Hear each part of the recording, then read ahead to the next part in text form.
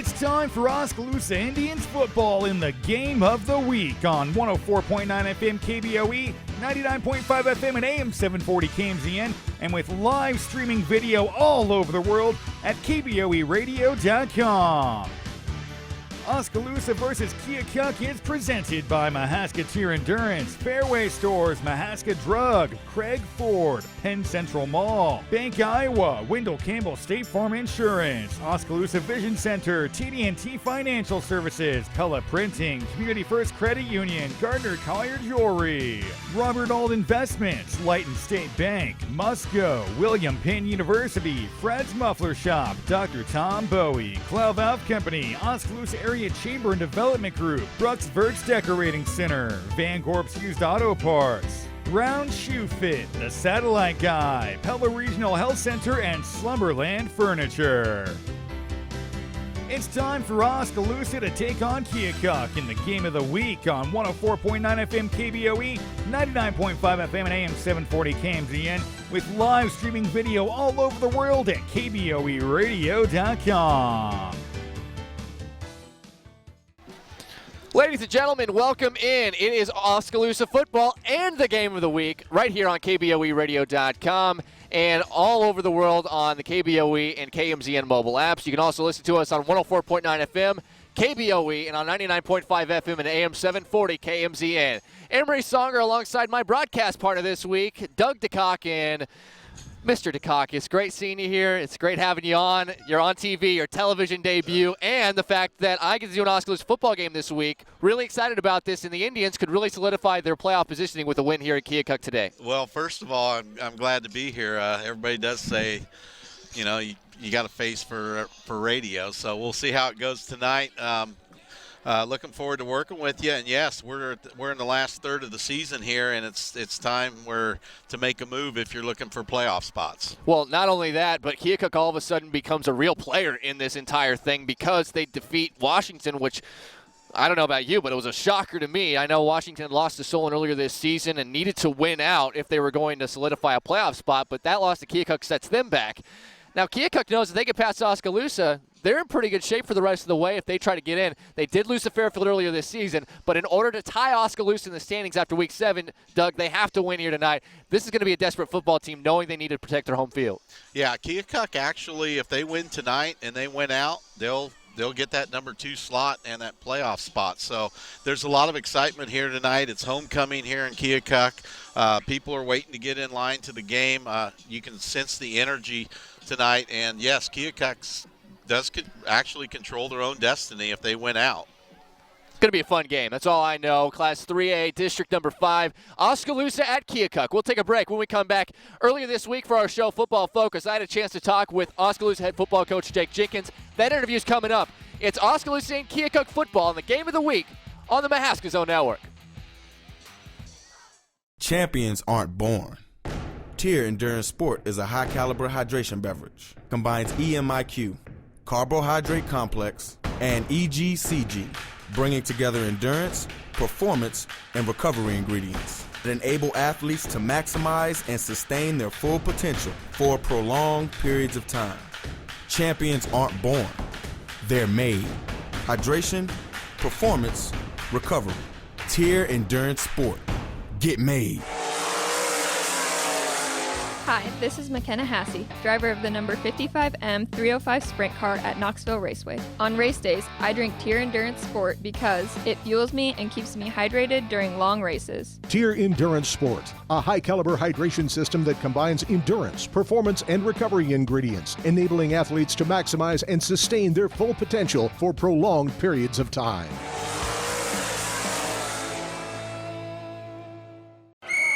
Coach, that's a 15-yard penalty. For what? You're paying too much for low-quality athletic shoes. Well, what do you suggest I do? Go to Browns. They have a great selection of men's and women's athletic shoes. They have a bunch of top brands like ASICS, New Balance, and even Nike. Plus, Brian has a very knowledgeable staff that can help you find the right shoes for your feet. If you go in now, you can receive up to $15 off any regularly priced athletic shoe. Well, if that's the case, I need a timeout. What do you need a timeout for? Well, so I can go to Browns and get some new athletic shoes. That's Brown Shoe Fit on the northwest corner of the square in downtown Oskaloosa. Are you looking for business guidance that is tailored to your unique needs? TD&T CPAs and Advisors is a full-service certified public accounting and consulting firm that provides the services you need to reach the financial and operational goals of your business. In addition to tax and audit services, TD&T offers financial services, estate planning, and other business consulting services. With offices in Oskaloosa, Pella, Fairfield, Ottumwa, Centerville, Mount Pleasant, Burlington, Cedar Rapids, and Muscatine. Visit us on the web at tdtpc.com. TD&T CPAs and Advisors. Grow with us. Welcome back into the game of the week and Oskaloosa football on KBOEradio.com and on KBOE and KMZN on the air. Earlier this week on one of our TV shows, Football Focus, I had a chance to talk to Oskaloosa head football coach Jake Jenkins. Here's that interview.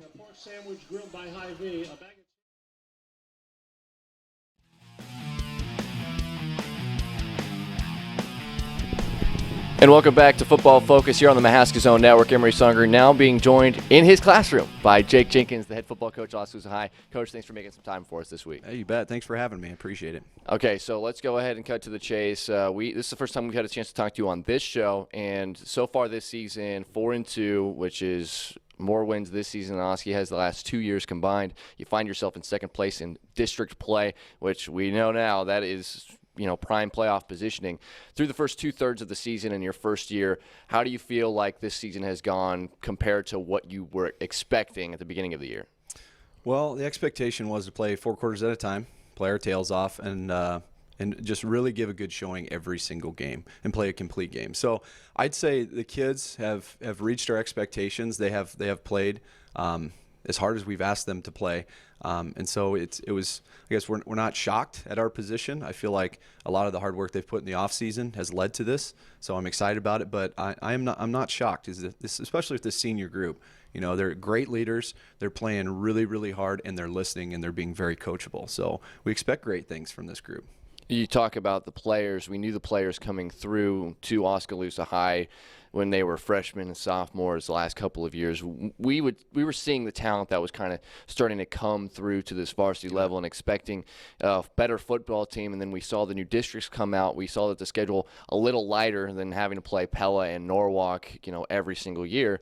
So how are you've been around the last couple of years as a defensive coordinator, so you know the kids well. How have they kind of continued their growth? Kids like Ethan Arnold and Bennett Spry, guys who we've seen play the last couple of years, but as they step into a more prominent role as seniors here for your football team. Well, when you have guys playing from the time they're sophomores, this is my 3rd year calling the defense, and it's the first year I really feel like they get it. I mean, they're smart kids. They understand football. Their IQ is high. And now that they've been doing it with the same coach for 3 years, I expect good things from them. And I'm also relieved in the fact that they are playing, and they're playing to their level of ability instead of down to opponents' level. So I'm glad that we have been playing to our level. And we haven't been cutting ourselves short, but they're stepping up in a big way. And like I said, I'm proud of them, and I'm not surprised that they are, because it is a great senior-led group. Okay, so we talk about those kids, but you also have some kids that we haven't seen at the varsity level before. Kids like Vincent Ramirez, who's turned into a tackling machine. Yep. Your lines have performed very well. Even guys that might have been a little bit undervalued coming into the season, guys like Peyton Krause or a guy like Jack Moore, who missed a lot of last season with an injury. How has it been bringing guys into the fold in a lot of these guys' newer positions from what they were used to? Well, a guy like Peyton, Peyton's been our guy at the end. Last year, he made so many great plays. So we expected good things from him, and he's stepped up to his level of potential, and he's playing really good football. He's just a smart, knowledgeable football player. He understands some of those things you can't coach. He gets, and he's in the right place at the right time. Losing Jack last year in one of our games was tough, just because Jack's one of our guys. He's a senior leader this year. We expect him to make great plays, and we expect him to step up in a big way. And he really has this year. It's been great just to see him cut loose, relax, and play a game of football. It's been great to see out of Jack. And he would have been a big player for us last year, and he was until he got injured. Unfortunately, that's the nature of the game. Yeah, and we talk about football. Sometimes there are certain weeks that can make or break a season, and in this particular district, District 5 in Class 3A, Week 6 turned out to be a huge week because not only did you guys get a huge record-breaking win, we'll talk about the stats in a minute, but overall, you see Washington get beat by Keokuk, your opponent this week. We figured Solon is, out in front, but you, with 3 weeks to go, are in sole possession of second place, knowing that is the last guaranteed spot in this district for a playoff berth. When you were looking at the scores after the game against Fairfield on Friday night, what kind of went through your mind knowing that now you have an unscathed route to win the rest of your games and you're going to be in the playoffs? Well, I actually heard it in, I think, the third quarter. They announced it, and I heard it, and we made a brief comment and then immediately said, let's win this game. Let's take care of this game. Let's finish this game. We'll talk about it after the game. And then after the game, I went in the locker room, started talking to the guys. They had heard it too. There was a lot of excitement. They can understand. I just said, guys, we stick with the plan. The plan is one game at a time. We have one game this year, and we play Keokuk, and that's it. We're going to stick with the plan one at a time and really focus and not get ahead of ourselves. And if we do that, we could set ourselves up. And, if not, we could have, there could be an upset like that happened with some of those games you just mentioned. So the plan is simple. Stick with one game at a time, really focus, and respect all and fear none. All right, so we talk about that Keokuk game. What sets the table for that is that unbelievable 48-20 win over Fairfield. On paper, you look, and that looked like it was going to be a pretty tight ball game. It was going to be a barn burner from the start, but you put up a record-breaking performance. It took 5 or 6 weeks to get that new offensive system to look the way it looked, but my goodness, the numbers. We're talking 424 team passing yards, which shattered a school record, 5 passing touchdowns. Alex Young defensively had 4 interceptions. Take us through that ball game and kind of, I'm sure putting this whole thing together and watching a performance like that just solidifies the fact that you guys are doing the right system for your offense. We're doing some good things. We are doing some good things. Defensively, first quarter was good. Second quarter, to be quite honest, I was upset. They started driving us, and we did not respond. We'd like to have a bend but don't break mentality, meaning that I don't mind giving up a few yards as long as we can get a stop, and if we suck it up and make those plays. So I called a timeout and really kind of gave it to our defense the second quarter, and they responded really well after that. Into the third and fourth quarter, they played really, really hard. And offensively, yes, clicking on all cylinders. We talked about it with our offensive staff, Coach Dowd, and the rest of them doing a great job. He wanted to stay focused. He knew it was there. He knew it could be this game. We waited until it happened, and then we executed. So it was there. It was open, and we were trying to nickel and dime to death, and we knew we had the deep ball too. So then we'd hit the deep ball, and then to Ethan Arnold's credit, he made some great passes, and our receivers were unbelievable. They were catching the ball all over the place. It was electric. That's the way I would describe it. The whole night I felt like anytime the offense was on the field, they were going to score. I felt like any play, no matter where we would. That's the feeling I got. It was a great feeling to finally open that up. And special teams with Coach Sterner, great job. They're doing a good job all over the place. It's coming together. We have a long way to go if we're going to play with the teams we want to play with and we want to beat. But it was a very exciting evening. Well, you have Keokuk, and Fairfield did beat Keokuk earlier this year. Yep. But they also just beat Washington. So this is a team that you're going to have to respect. How on earth can you possibly build off of what was the best offensive performance really in Oskaloosa school history? We look at the film, we say, look how many mistakes we made. Even though the stats and all that kind of stuff look good, we sit down on Saturday. We, in this classroom, on defense and on offense in Coach Dowd's classroom, we shut the doors, we turn off the lights, and we watch film. As we're watching film, it's we let it all out. We say, you did this was great. This obviously needs to be fixed. This was great. This was bad. This was indifferent. All of the above. And we really just lay it on the line. And when they leave, they're kind of humbled by that, which is good. We all need to be as well, and coaches as well. I wish I wouldn't have called that play. I wish I wouldn't have taken that timeout.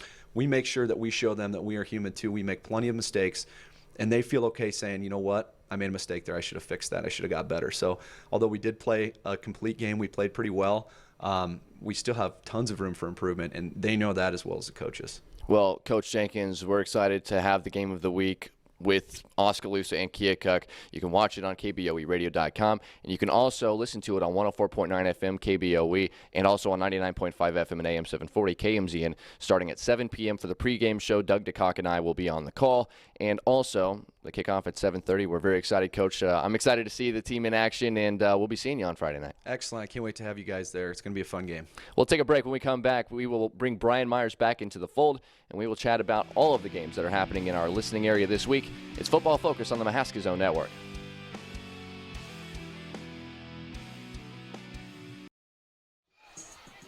Big thanks to Jake Jenkins giving us some time in the middle of his school day for having us come and chat with him earlier this week for Football Focus. If you're interested in Football Focus, not only this week, but any week before, any week in the future, check it out. airing every Thursday night at 6 p.m. You can watch it on KBOEradio.com. You can hear it on 104.9 FM KBOE every single week. And as mentioned, on KBOEradio.com, you can go back and watch the entire archives all the way through since we started the show a few weeks ago. We'll take another break. When we come back, we will break down the starting lineups for both Keokuk and Oskaloosa, what it will take for both of these teams to win, and we'll have the kickoff in just moments.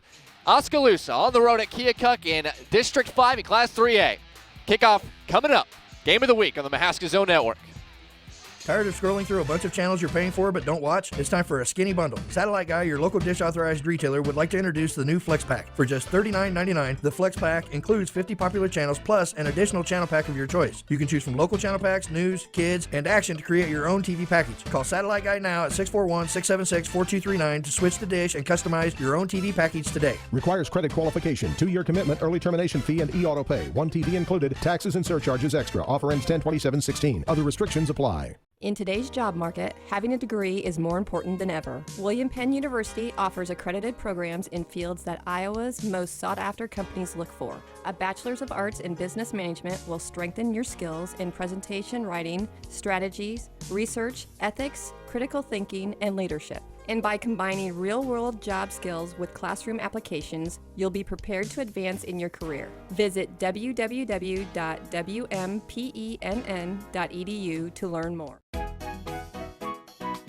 We're the one jewelry store you'll ever need, the one place to go to for the most brilliant diamonds, the one to go to for colored gemstones, rubies, sapphires, and emeralds that dazzle the eye with color. And no one does fashion rings, bridal sets, and bracelets that are guaranteed to excite like Gardner Collier Jewelry, where the area's largest selection of fine jewelry is now on sale. Choose Gardner Collier Jewelry, Quincy Place Mall, Ottumwa, and Penn Central Mall, Oskaloosa. At Bruxford's Decorating Center, we offer price and selection that rivals the box stores with service they just don't offer. How can a store in Pella rival the selection of a big box? We carry 7 major appliance brands, furniture for every room in your home, a full line of Sealy bedding, and just about any type of floor covering and window covering you can imagine. And since delivery is free, you might actually pay less at Bruxford's than if you went to the big box store. Bruxford's Decorating Center in downtown Pella.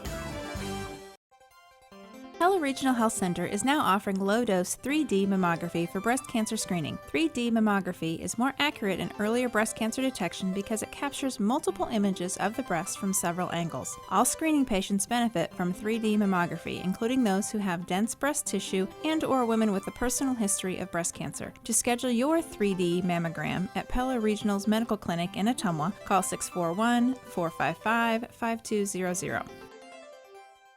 As the new owner of the Ford dealership in Oskaloosa, I want to invite you to our show floor and our service department. Hi, I'm Craig, owner of Craig Ford. Our core values are honesty, integrity, and dependability. Craig Ford is 100% locally owned and operated. Our world-class service department services all makes and all models, foreign and domestic. Craig Ford, new owner, new name, new attitude. Welcome back on our game of the week. Also, the Oskaloosa Indian football game. It is the Indians on the road at Keokuk. Emery Songer and Doug DeCock with you. And Doug, this is a big game, but you can feel it's a big game. There's a lot of people here. We've been doing a lot of smaller schools recently. It's been a while since I've seen this many people at a high school game. You can feel the energy here. You sure can, Emery. Both these teams have been down in the past few years, and you can tell that their seasons are going well, and both teams are in the playoff hunt. And so we got a big crowd filing in here, and you're right. This is a big game for both teams. Yeah, both teams are 4-2 overall. Oskaloosa by themselves in second place in this district at 3-1 in district play. Keokuk among a slew of teams tied at 2-2, still in the hunt for a playoff spot. Top 2 will advance. Let's go ahead and take a look at the starting lineup. First for the offense for the Keokuk Chiefs, the home team. And what I'm interested in is this offensive line. They are, in fact, the entire offense. They have a lot of seasoned guys here. Along the offensive line, the left tackle is junior Michael Glasscock. The left guard is senior Nick Houston. The center, Josh Bolt's a senior as well. The junior Jerry Glenn is at right guard. And right tackle is senior Dylan Campbell. In the backfield, it is quarterback senior Damon Walter. We'll get to him in a second. Tailback Andrew Patterson is a senior. And the other players, they're either wide receivers or tight ends. Gavin Thompson is one of their favorite targets, and he is a senior. Wide receiver Brendan played on the other side. He's a senior. The tight end is Connor Marlin, another senior, and a guy we'll see in the slot quite a bit is senior Austin West. Defensively, for the Chiefs of Keokuk, they run a 4-3 look, a very normal look for high school football at the Class 3A level. At defensive end is junior Michael Glasscock. The other end is senior Nick Houston. In the middle, the defensive tackles, senior Dylan Campbell and junior Jerry Glenn. The three linebackers are freshman Dylan Jeffers, senior Connor Marlin, and senior Damon Walter. A lot of guys going both ways, as you can tell. The two cornerbacks are senior Gavin Thompson and Andrew Patterson, also a senior. And then Austin West is one of the safeties. He's a senior. And then Matt Wyatt, a junior, is a safety as well for the Keokuk Chiefs under head coach Matt McGackey.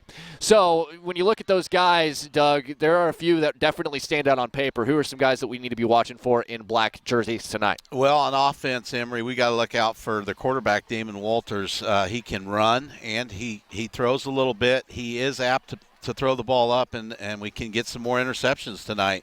You know, Oskaloosa's named their backfield the no-fly zone, so we'll see if they can keep picking some balls off. Also, number 37 is a guy to watch on offense, Gavin Thompson.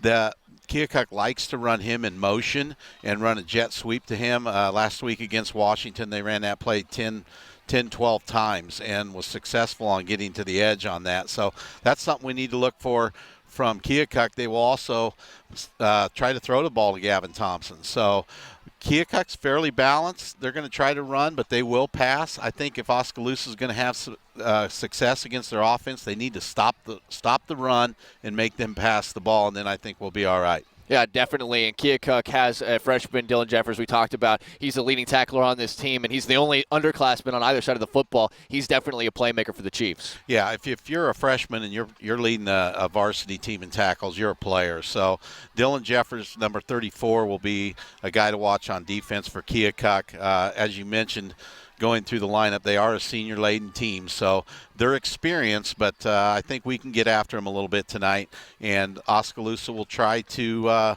hit some quick shots and run the ball a little bit. Absolutely. As we take a look at the Oskaloosa offense and defense after the break, I'd like to also remind you that some of these graphics, they might have the wrong guys on there. Some late changes for the Indians. Let's go ahead and take a break. When we come back, we will have the Oskaloosa starting lineups and the kickoff coming right after this. The game of the week, right here on the Mahaska Zone Network.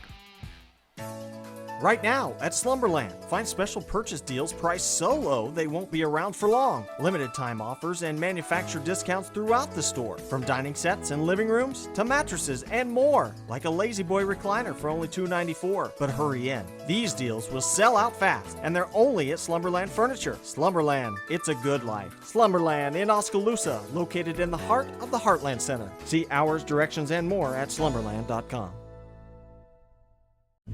Oskaloosa Vision Center has been providing high-quality, professional eye care to the Oskaloosa area for more than 30 years. In addition to offering a wide collection of eyeglasses and contact lenses, Dr. Molly Walker and Dr. Daniel Foster provide comprehensive vision exams, medical eye care such as infection and disease treatment, as well as perform pre- and post-operative care to surgical patients. Newborn to adult, let us take care of your eye care needs. Call 641-673-4366 to schedule an appointment today.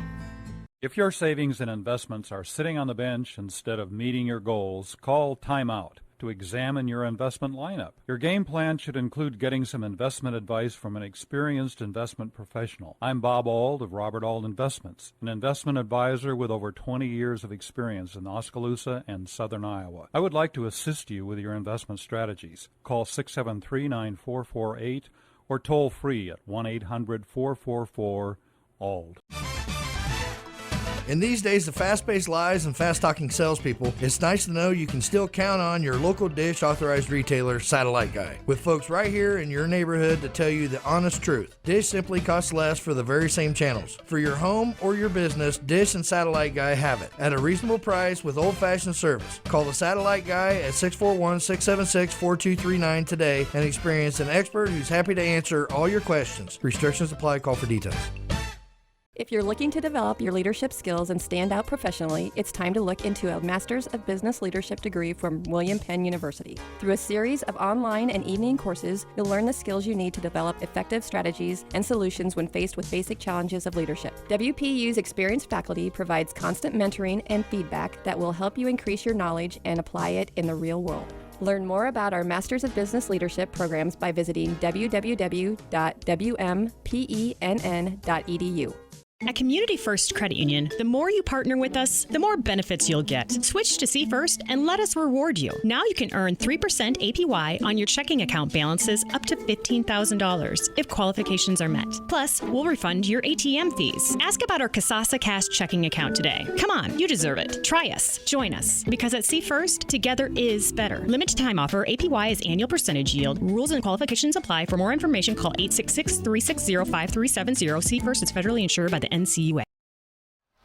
Welcome back. It's the game of the week right here on the Mahaska Zone Network. Emery Sunger and Doug DeCock. You're watching us on KBOEradio.com. Now let's go ahead and jump on into the Oskaloosa starting lineup. First for the Oski offense. Up front, it is Blake Van Veldhuizen. He is at left tackle. He's a junior. Left guard is Addison Vanderwall, a senior. Senior John Hurl is the center. Right guard, Callan Tomlin, a senior. And the right tackle, another senior, Matthew Heineck. At wide receiver, what they call the Z position will be senior Bennett Spry. At the X position, Ethan Kelderman. And Jack Moore is going to be kind of lining up in the middle there as another senior wide receiver, a big target for the quarterback, who is Ethan Arnold. Arnold, a senior. We'll get to his numbers in a bit. The backfield, Blake Alsop, a senior, a tailback, and somebody that Doug knows very well, Tanner DeCock, is lined up as fullback, a junior as well. Defensively for Oskaloosa, it says on your screen that the left end is Peyton Krause. Krause out for tonight's game. Callan Tomlin is actually going to be the starter there. He is a senior. The other end on the right side is junior Jared Cruz. The left tackle, senior Blake Maislon, and the junior Blake Van Veldhuizen at right tackle. The Sam linebacker on the strong side is senior Clayton Danner. In the middle will be Jack Moore. He's a senior. And at weak side linebacker, or the will as they call it, tackling machine Vincent Ramirez. He is a junior. The Brave position is kind of a linebacker and safety mix. And Kirkland Howard is a senior. He will be playing that position tonight. And the cornerbacks at left corner will be senior Seth Starver. Right cornerback is Alex Young, who had a huge game last week. And the free safety is senior Bennett Spry. So you look at those numbers, you look at these kids, you've seen them all season long. Doug, who are the guys we need to be watching for tonight? Well, I think Keokuk's a little bit weak on the rushing defense, so we need to see if we can establish a run game. Look, Keokuk likes to bring some blitzes. Let's see if we can pop the ball out quick to our receivers, some bubble screens, and loosen them up that way. But we need to be able to run the ball inside and move the ball that way and limit the turnovers, as always. On defense, as you mentioned, Alex Young had a great week last week with 4 interceptions. We should be able to get some picks. Jack Moore had a very good week last week in tackling. So let's see if we can keep our intensity up. To me, the big thing tonight is Oskaloosa ready to play. If we're ready to play, we should be fine. If not, we're in for a dogfight. It's going to be interesting. Kickoff coming right after this short break. Oskaloosa looking for a big win to help solidify their playoff positioning. Keokuk trying to get back into the driver's seat into a playoff spot with a win here at home on their homecoming game here tonight. We'll take a break. When we come back, we'll have the kickoff. Oskaloosa and Keokuk on the game of the week on the Mahaska Zone Network. You don't need to be an Einstein to know Sensible Checking is a smart choice when it comes to checking accounts. Bank Iowa's new Sensible Checking can earn you unlimited cash back for debit card purchases. You'll enjoy free services like online, mobile, and text banking, bill pay, identity theft protection services, and surcharge-free access to over 3,300 ATMs nationwide. Visit our website at bankiowabanks.com for all the details on how it pays to be sensible, or stop by your local Bank Iowa. Live Iowa, work Iowa, Bank Iowa. Member FDIC. State Farm agents are one of a kind. I understand insurance and share a genuine concern for others. I also work hard every day to help people find the right products for the insurance and financial needs, from homeowners and renters to retirement planning. Please stop in at 807 A Avenue West, and we can talk about which products are best for you. I'm your good neighbor, State Farm agent Wendell Campbell in Oskaloosa. Get to a better state. Get State Farm.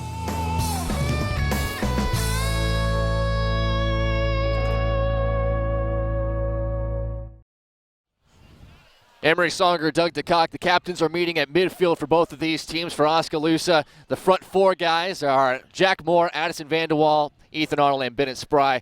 On the other side for Keokuk, wearing black uniforms, Damon Walter is the quarterback. He's in the middle. He's number 10. Number 37, Gavin Thompson. And then the 2 linemen that are next to them are Dylan Campbell. He is 79, and 55 is senior Nick Houston. We'll see plenty of those guys here tonight. Oskaloosa also a couple of guys standing behind the captains, Blake Alsop, and it looks like Callan Tomlin as well. So, Doug, as we get ready for kickoff here, as the captains are meeting at midfield, any final thoughts? Well, like I mentioned just a second ago, I think if Oskaloosa comes out, they're ready to play, and they're playing hard, we should be able to take care of business here tonight. We have a huge crowd here, homecoming crowd. It's exciting. They're still filing in. We got a temperature in the low 50s probably tonight, and full house. You couldn't ask for anything more. Yeah, last check on my AccuWeather app, 55 degrees, and just a wee bit nipply for us standing outside. But other than that, you have to feel pretty good about just in general, no precipitation, no threat of precipitation. The wind, it was windy here during the daytime, and we know because we were setting up, and it was a pain. But beyond that, it has really died down as the sun went down, obviously, and it is a beautiful night for early October football, no doubt about it, and especially when you add in the implications of this particular ball game. It's going to be a fun one. As in the middle of the field, it looks like Keokuk won the toss. They will receive, and Oskaloosa will be going from right to left. Keokuk going from left to right. One thing we might want to look at tonight, Emery, is we spoke with some people. They did have a lot of rain Wednesday night into Thursday here in Keokuk.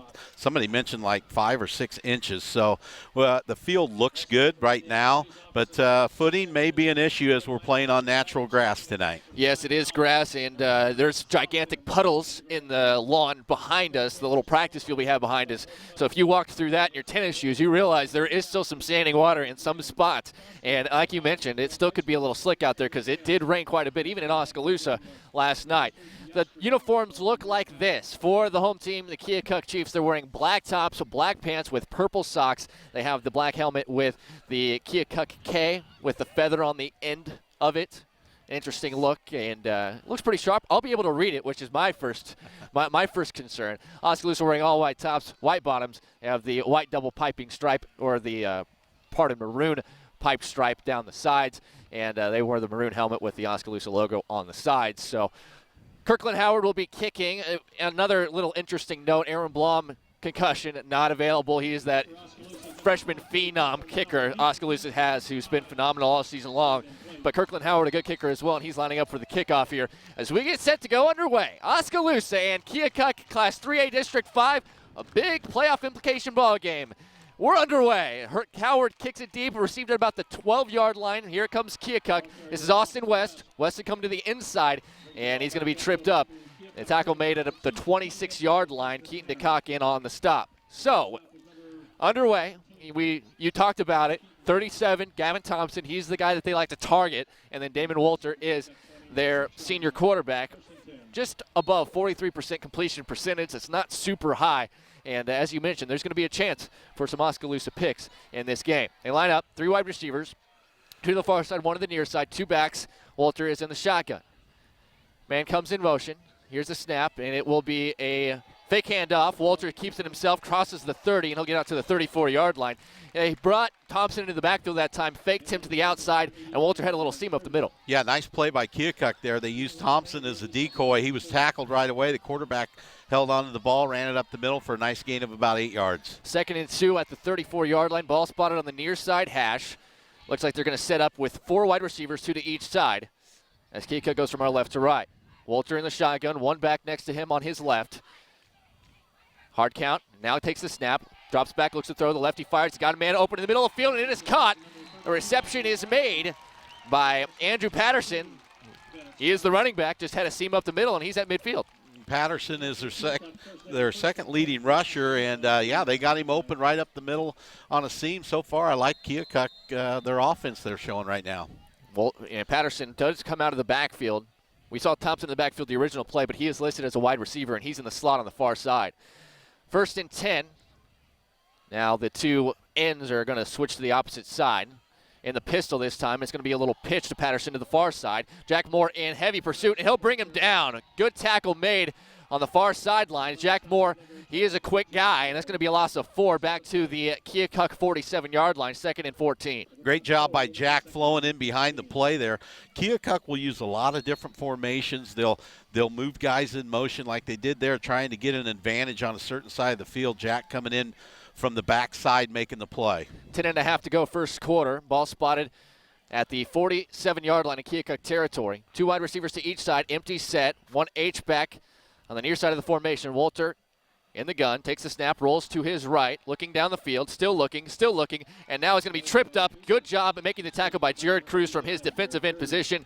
The ball will be spotted just shy of midfield, and it'll be 3rd and about 12 here for the Chiefs. Nice play by Jared there. He needed all 6'5" of his frame to make that tackle. He almost got caught inside there. I'd like to see him get a little bit deeper on his rush and contain a little bit better. Like to remind you, our pregame show brought to you by Brown Shoe Fit. Thanks to Brown Shoe Fit in Oskaloosa for sponsoring that pregame show. Got to see our pretty faces, Doug.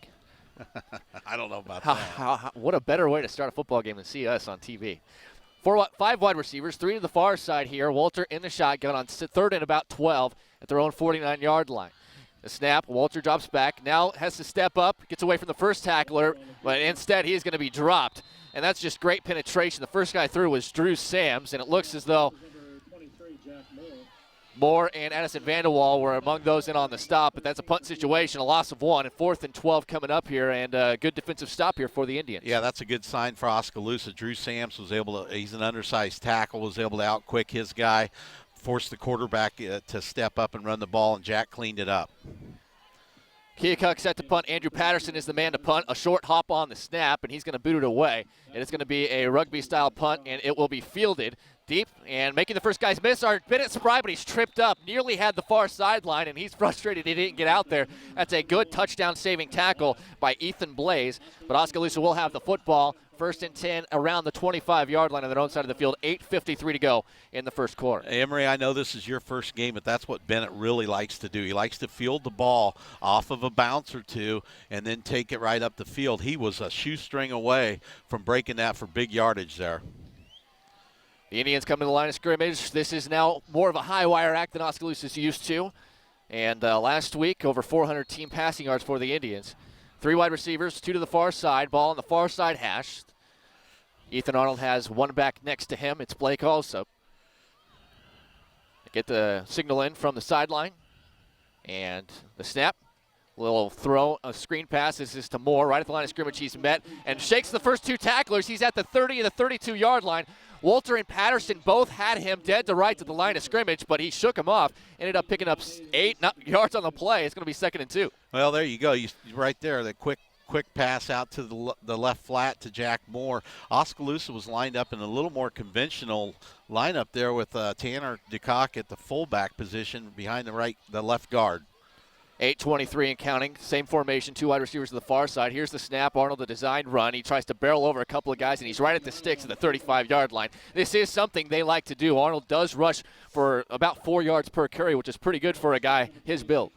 Yeah, Oskaloosa's faced a couple defensive lines that are very aggressive. They like to use him on a delayed draw up the middle. I'm not sure that play is going to be the best against Keokuk because they're not quite as aggressive as the teams we've been playing.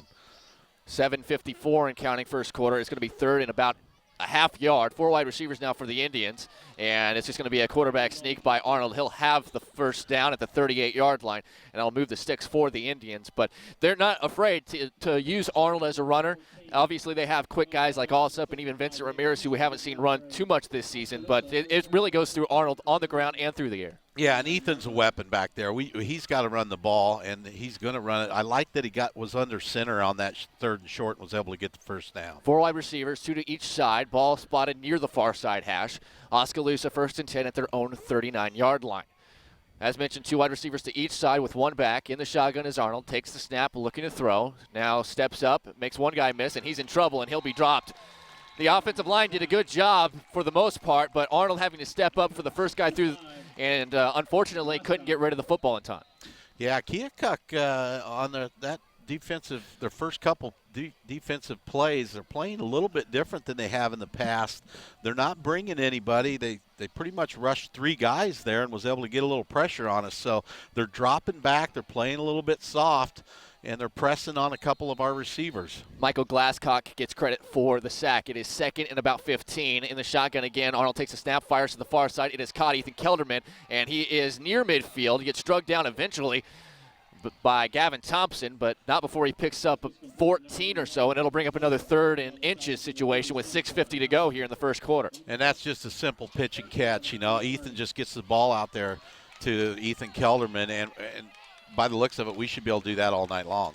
Third and about a half yard. Again, it's a QB keeper and getting stuffed for a shorter gain, but it still should be enough for a first down to midfield as Arnold. Scoreless game, 6:34 to go in this first quarter, and Oskaloosa, their second consecutive first down, and they're moving the chains. Yeah, another first down for the Indians. One thing you can look for is if we hit a couple of those short out routes is an out and up for maybe a big play later on in the quarter. The quarterback, Arnold, comes back to the line with the signal. It's a much different way of getting the plays in as Oskaloosa's used to in previous years. 4 wide receivers. Here's the snap, play action. Here's the throw, a little out route. It's caught by Keaton DeCock at the 45. He'll be drugged down by Austin West at about the 44. Pickup of 6, 2nd and 4 to come. Nice throw by Arnold out there to Tanner DeCock in the left flat. I'd like to see him be able to break that one-on-one tackle and turn that into a 15-yard gain instead of a 7-yard gain. He tried hard. Come on, coach. Anyways, 2 wide receivers to each side. Once again, the 4 wide receiver set Oskaloosa loves so much. 1 back alongside, and it's going to be a handoff to the back. That's Blake Alsop. He's dragging defenders forward and falls about, again, less than a half yard shy of a first down at the Keokuk 40-yard line. Alsop's not a big guy, but he does have quick feet. We saw that at times last season, but now that he's not having to run it 30 times a game, you can see that he's more of a weapon with his feet. Yeah, and he fell forward. That's what I like to see in our running backs is gaining that extra half yard or yard when they get tackled. 4 wide receivers. Here's the snap on 3rd and 1. Also makes the first guy's miss. He's got a little seam. He's at the 35, at the 30, and he'll be tackled from behind, and he'll have a first down at the 28-yard line. A good pickup by Alsop. Matt Wyatt, the safety, was the guy who made the stop, but a great job opening up a hole there for the offensive line. Yeah, good job by the right side there. Matt Van Engelhoven and Callan Tomlin opening up a hole, and Alsop went right through it for good yardage. Once again, Oskaloosa very quick with their offense. Here's another handoff. Also makes the first guy miss, and he'll be brought down after that after a pickup of 2. But now, at that element of pace here with this Oskaloosa offense. You do, Emery. You got pace, but we have to be patient. Even though we're hitting a lot of short passes, it's taken a little time to go down the field, but we can't get impatient and try to force the ball somewhere where we got something short open. Ball on the near side hash. 4 wide receivers, 1 back. It's Alsop alongside Arnold. He'll throw a little bubble screen to the far side. It is Bennett Spry. Makes the first guy miss. He's in a foot race inside the 15, inside the 10. Touchdown, Indians.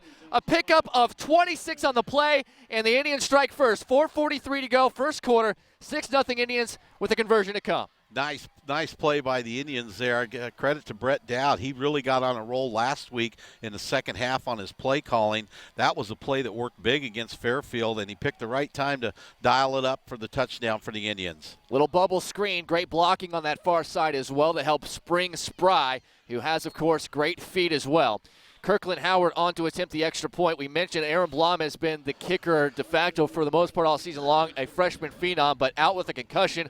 Howard, a good kicker. He's kicked the last couple of years. He puts the extra point up, and he makes it good. 7-0 Indians with 4:43 to go in the first quarter. Keokuk will receive the kickoff after this quick break on the Mahaska Zone Network. Your overall health begins in the mouth. Dr. Tom Bowie and his experienced staff want to help. Their services include professional cleanings, exams, restorations that enhance your smile or give you back the function you once had through well-fitting dentures. The staff takes pride in their relaxed but professional atmosphere and is happy to help you whether it's a scheduled appointment or an emergency. If you need a dental home or have concerns about your oral health, call Dr. Tom Bowie at 672-2579. Located at 212 North Market, 1 block north of downtown Oskaloosa. Bennett Spry, a 26-yard touchdown reception on a bubble screen from Ethan Arnold. Gets Oskaloosa on the scoreboard first. A great first drive. And 7-0 is our score with 4:43 to go in the first quarter. And Kirkland Howard teeing it up to kick it to Keokuk. And now is a matter of can the defense get the Chiefs right back off the field for Oskaloosa? Well, that's true, Emery, but one of our questions has kind of been answered there is Oskaloosa going to be ready to play? And by the looks of that first drive, the offense is definitely ready to go. Running and passing the football. As Howard's kick is away, it's a high kick. Austin West at the 10 has it, and he's looking for some space up the middle of the field, and will run right into a pack of Indians. Clayton Danner among those in on the stop. And with 4:36 to go, we get our second look at Damon Walter and the Keokuk Chiefs. Yeah, Clayton Danner and Jaden Van Rukel down there on special teams. It's nice to see our special teams doing well. We've been caught a few times this year on our heels and giving up big plays. So that's a good start for the Indians on defense here. Coming to the line of scrimmage, 3 wide receivers, 2 to the near side. Got an H-back as well to the near side. Walter is in the pistol. Oskaloosa jumps in the middle of the line. It looked like Drew Sam's just a little quick, and it's going to be a neutral zone infraction, I believe, on the Indians. Yeah, Drew a little anxious there. They in this formation, if they run 37, Thompson in motion, look for that sweep. Looks like he's coming out wider now, but it's 1st and 5. We saw Walter use a lot of hard count earlier in that first drive, and he is in motion. This is going to be just a pitch to Patterson to the near side. He turns it up. Connor Swim misses a tackle, but he is brought down after a short gain. Jack Moore, as well as Vincent Ramirez, the top 2 tacklers on this team, combining on the stop. Just a pickup of 2. It'll be 2nd and 3 for the Keokuk Chief offense. A good job by Connor Swim there. That's how you're supposed to play that. He got up the field, turned it back in, and our inside linebackers cleaned it up. Good job by the Indian defense. 4 wide receivers now split out for Keokuk. Ball in the near side hash as they go from left to right. Empty backfield for Walter. He's in the shotgun. Now he sends Patterson in motion. Here's the snap. He fakes the handoff to Patterson. Now tries to run it for himself, and he'll be stuffed. Once again, the combination of both Ramirez and Moore on the stop. Maybe a gain of 1. It'll be 3rd and 1.5, maybe 2 here for the Chief offense with 3:50 to go first quarter, 7-0 Indians. And those 2 linebackers are teaming up on a lot of tackles already. They're very active early in this game. Keokuk again showing some pace as well. A couple of teams getting quickly to the line of scrimmage. Walter with 4 wide receivers rather, and an H-back. Empty set, drops back, looks to throw. Fires, ball tipped and knocked down. It looks like Jack Moore was the man who jumped and knocked it down. And 3:31 to go, a punt situation on 3rd and short. And the Oski defense gets a 3 and out, and they get the ball right back to that offense. Yeah, a little surprised Keokuk tried to throw there. Oskaloosa dropped into 2 safeties. Thinking that Keokuk was going to throw, and they indeed were throwing. And so good job by Coach Jenkins and the defensive unit on that series. The punt unit out. This is Andrew Patterson. Patterson shanks it. It is near the near side, and it will bounce at the 41 and take an Oskaloosa hop before going out of bounds. And sometimes that's what happens when you have a guy who likes to run and a guy who's also one of your defensive backs tripling as your punter. Yeah, that was not a very good kick. As you can see, Oskaloosa, this is a chance where we got him down. We need to take advantage right here and stick the ball in the end zone. So Oskaloosa in business at the Keokuk 40. 3:22 to go. The Oski offense comes out. As Doug mentioned, at the 40 of Keokuk, a short field to work with for the Indians. Ball on the near side hashes. The Indians go from right to left. 4 wide receivers, 1 back alongside Arnold. 1st and 10. He's in the shotgun, takes the snap, now is looking to throw. Pump fake, now steps up, throws it deep. He has got 1 man there. It's a diving, nearly an interception. What defense by Gavin Thompson. Also a good effort by the wideout on that far side of the field.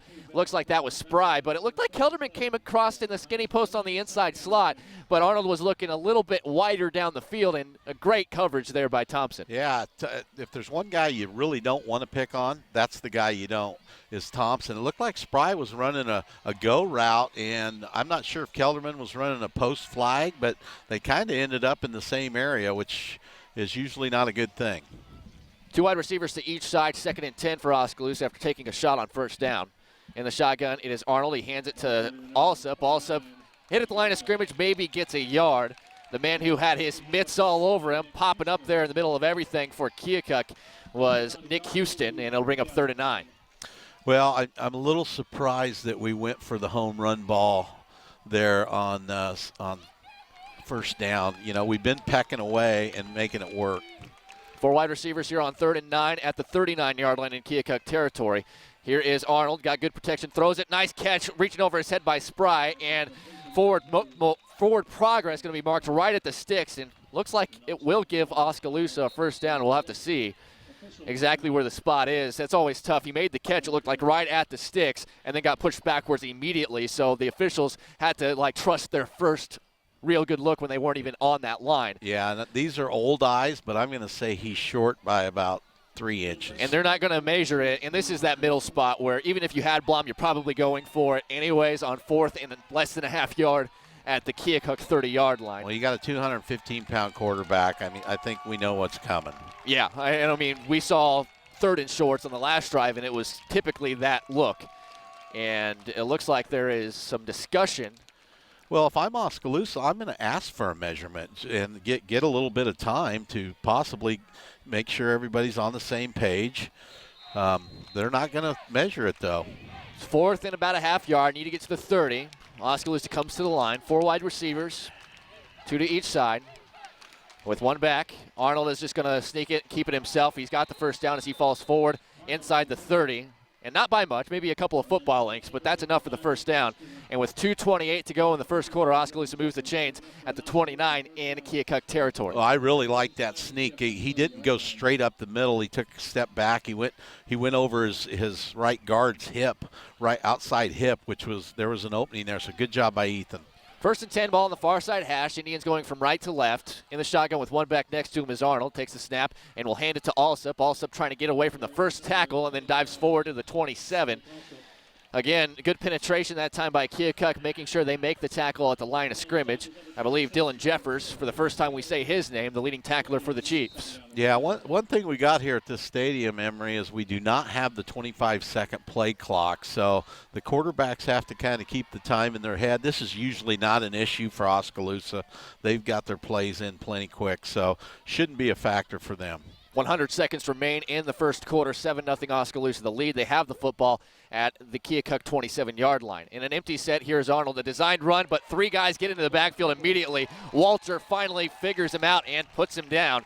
But 3 guys came almost unabated into the backfield on a designed quarterback run. That's no bueno.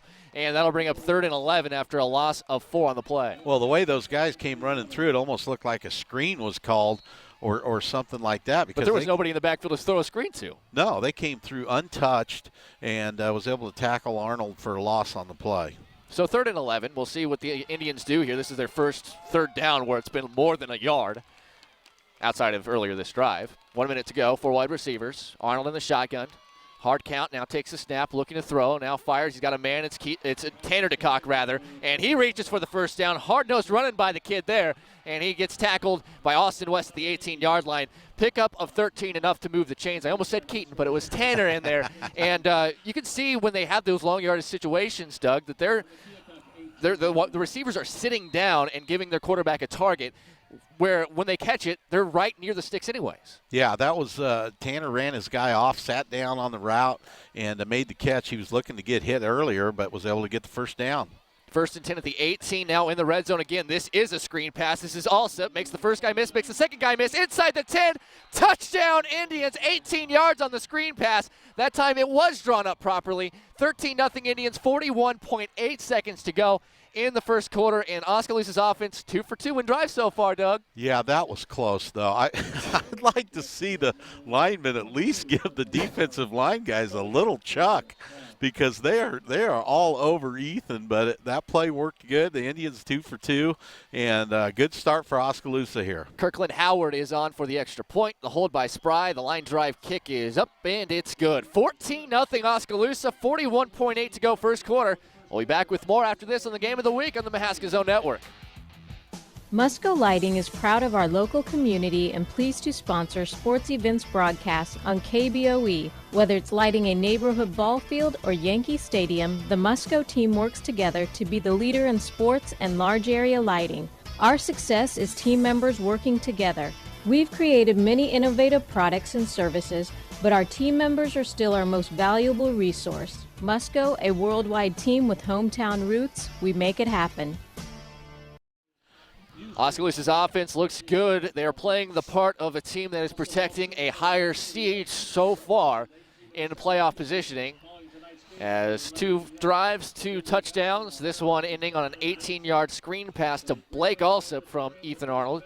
And 14-0 Indians. They're about to get the football over to the Chiefs with 41.8 seconds to go first quarter. So far, so good, Doug. Yep, so far, so good. Let's keep the intensity up. You can't, when you get a team down, you got to take them out now. So let's see if we can keep our intensity up. Howard's kick is a low line drive this time. It'll bounce all the way back to the 10-yard line. It's picked up and returned by Plate. Brendan Plate. He's going to get out close to the 30 before being tackled. A nice return there. And that'll bring out the Keokuk offense. Last time out, a 3-and-out. And with 33 seconds to go, we only get one or two plays here. But we talked about it. Damon Walter, not the most accurate quarterback. Their passing game isn't super reliable. Well, and they've come out. They haven't even tried to get the ball to Gavin Thompson yet. They've gone away from what worked for him last week. So look for him to go back to that. You might see Thompson come in motion here. He's going to get the ball pretty quick. They send the two ends in motion to the other side. Thompson in the slot on the far side. Ball on the near side hash. It's a designed run for Walter. He's following his back. He's got some space. Trying to get off some blocks on the Indians. A flag comes down in the middle of everything. And he's brought down after a gain of 6 to the 36-yard line. Out on the tackle on the far side, it looks like Seth Sarver, but we know how this goes with flags in the middle of a running play, likely on the offensive line or somebody in front of the runner. That's a good play design. You followed 4 receivers and a back to that far side of the formation, and then the referee from behind the play threw a flag about 30 yards almost into the middle of the action.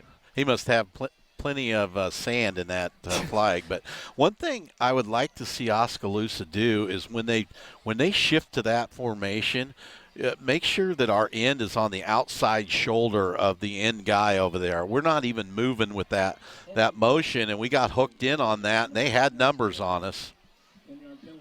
10-yard penalty from the spot of the foul, which is about 3 yards downfield. It was a hold, and it'll be first and about 17 at their own 23 for the Chiefs. And, yeah, or even take the brave, Kirkland Howard, and just kind of put him out in that little area because it's almost obvious that the action's going to that side of the field. Right. We need to roll somebody a little bit farther that way. 3 wide receivers, 2 to the far side. Empty set here for Walter. Walter sends Thompson in motion and will hand it to him coming to the near side. He turns it upfield at the 25. He's going to get hit by Howard and get to about the 29-yard line. And that will do it for the first quarter. 2nd and 10 will be coming up for the Chiefs, but they trail Oskaloosa 14-0. A couple of passing touchdowns for Ethan Arnold, and the Indians look good. Through 1 quarter of play, 14-0 Oskaloosa over Keokuk on the Game of the Week on the Mahaska Zone Network.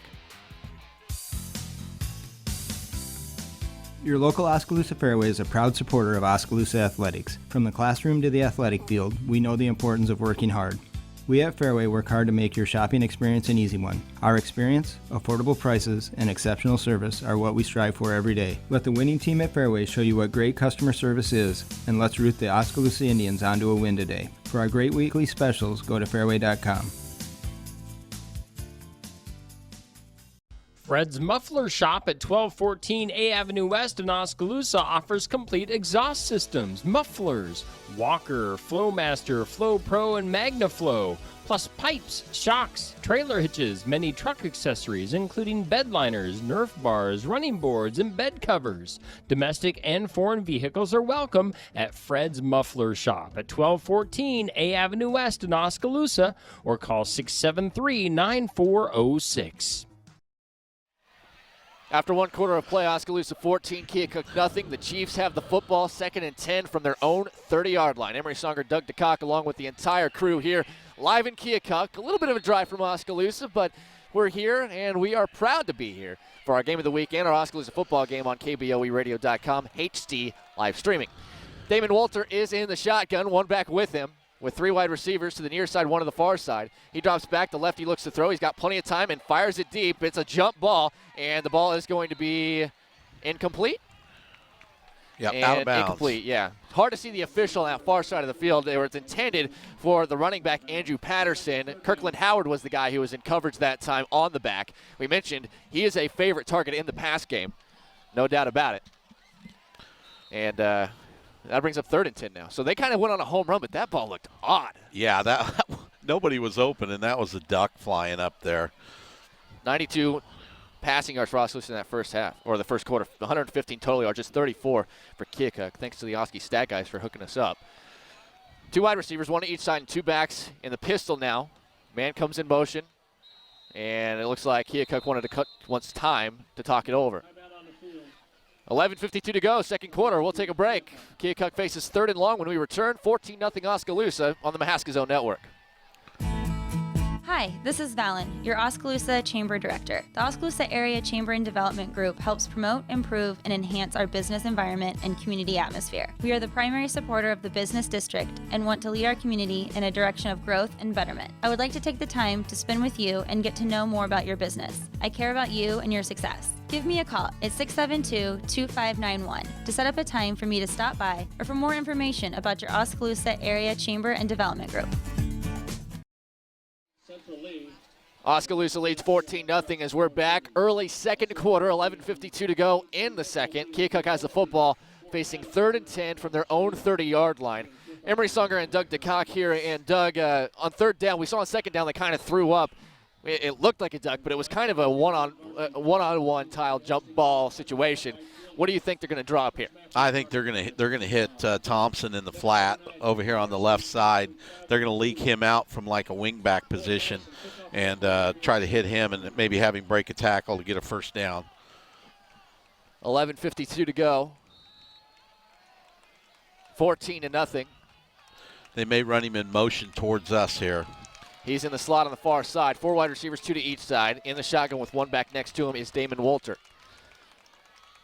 Walter barks a signal. Ball on the far side hash. Thompson does come in motion. It will be a fake to him. Looking to throw is Walter. Fires a line drive over the middle of the field. Intercepted. Bennett Spry. He slips a little. He's across midfield. He's at the 45, at the 40. Coming back across the field. He's at the 35. He's got blockers in front of him. At the 30, at the 20. And he'll be brought down with a suplex inside the 10 to the 9. Nice play by Bennett. He could read that all the way. They ran a post or a seam route up the middle. It was slow development, and Bennett was all over that one. Yeah, and Spry, he is a ball hawk anyway. That is his 4th interception of the season, and he was playing center field on that play all along. He knew on 3rd and 10 they needed to go down the field a little bit more than they had thus far, and he just waited, read the eyes of Walter, threw it to that man in the middle of the field, and Spry just beat him to the football. 11:38 to go, first half, 14-0 Oskaloosa the lead, and they are threatening at the 9-yard line on 1st and goal. Yeah, another nice thing to see on that interception was the hustle of his teammates getting back there trying to get a block to spring him all the way. They come to the line of scrimmage, do the Indians. 3 wide receivers and trips to the near side, 1 to the far side, and 1-on-1 coverage. In the shotgun, here is a little throw over the middle. Jared Cruz wide open, an easy pitch and catch for Ethan Arnold, and the Indians get another one, 20-0. 11:35 to go, first half, and the extra point to follow. That's a new play, Emery. I haven't seen that one. Arnold takes the snap, takes a couple steps to the left, and then just lobs it up like an alley-oop basketball pass to Cruz in the 6'5". Cruz goes up and grabs it for the touchdown. And you could see they didn't have a safety lined up. Everybody was manned up. He knew he had a size advantage there, and Cruz just beat his man off the line of scrimmage with a fake run anyways. The snap to Spry, the hold, the kick is up, and it is good by Kirkland Howard. 11:35 remaining in the first half. 21-0 Indians. Keokuk to receive the kick after this quick break on the Game of the Week on the Mahaska Zone Network. We're the one jewelry store you'll ever need, the one place to go to for the most brilliant diamonds, the one to go to for colored gemstones, rubies, sapphires, and emeralds that dazzle the eye with color. And no one does fashion rings, bridal sets, and bracelets that are guaranteed to excite like Gardner Collier Jewelry, where the area's largest selection of fine jewelry is now on sale. Choose Gardner Collier Jewelry, Quincy Place Mall, Ottumwa, and Penn Central Mall, Oskaloosa. Well, Oskaloosa making their presence known here in Keokuk with 11:35 to go in the second quarter. 21-0 Indians. The interception by Spry returned down inside the 10 to the 9, and then on the first play of the most recent drive, a little 9-yard pitch and catch from Ethan Arnold to Jared Cruz, and Oskaloosa 21-0. Doug, you couldn't draw this up any better than it has so far. No, the Indians came out, put 21 up quick, and they've taken the crowd right out of the game. If they just need to keep pouring it on here till halftime. The kickoff is a little roller going toward the sideline there. It will be picked up at the 15-yard line. Now coming back across the field is Austin West. Makes a couple guys miss. He's got some space. Tripped up, still going, and he's off to the races across the 40. He's across midfield. He's at the 40, the 35-30. And Alex DeYoung saves a touchdown at about the 25-yard line. Sometimes, Doug, those are the kickoffs that sometimes ruin your coverage. Not only it was a great directional kick, but sometimes when it takes a while to get to the return man, some guys break down their lanes and then a couple of missed tackles. West found a little seam, and next thing you know, he's in Oskaloosa territory at the 25. Yeah, that's exactly what Keokuk needed there. I thought he was going to let the ball roll out of bounds at first, and then he picked it up. Probably. Yeah, he should have, and then he picks it up and makes a big play out of it. A couple missed tackles and guys getting out of their lanes, and the Chiefs are in business at the Indian 25. Now let's see what this offense has. The last 2 drives have been bad. Not just but bad for this team. And we'll see what they can do here. 1st and 10. They're waiting on the chain gang to get all the way down the field. I'm not sure the chain gang realizes they need to come down the field. Well, the referees are also chatting with the Oskaloosa coaching staff, and now they're coming. Oh, there's a flag. There's a flag on the far side of the field. Personal foul, sideline, and that is against Oskaloosa. Now, the first one should be a warning. Unless they say it was an interference of play. Okay. Now, that very well could be what this is. If you do have an interference of play, like a player comes off the sideline and then comes back in, or you have a player on the sideline that jumps in real quick or something like that, you can skip the warning. Well, and this, I think this is the 3rd time or 4th time this year that we've had this penalty. We need to get what they call a get back coach. Yeah, telling everybody get back. Where they get their hands in your belt buckles and pull you back when you get too close to the field. We've had plenty of them penalties this year. 3 wide receivers, 2 backs. Damon Walter in the shotgun at the Oskaloosa 13. Here's the snap. It'll be a fake handoff. Going up the middle is Walter. He is inside the 5 to the 3. That's, again, the play that you talked about with Thompson coming in motion or out of the backfield for a little sweep, and he's kept it both times. Yeah, that play's worked for him, and Keokuk's in business here.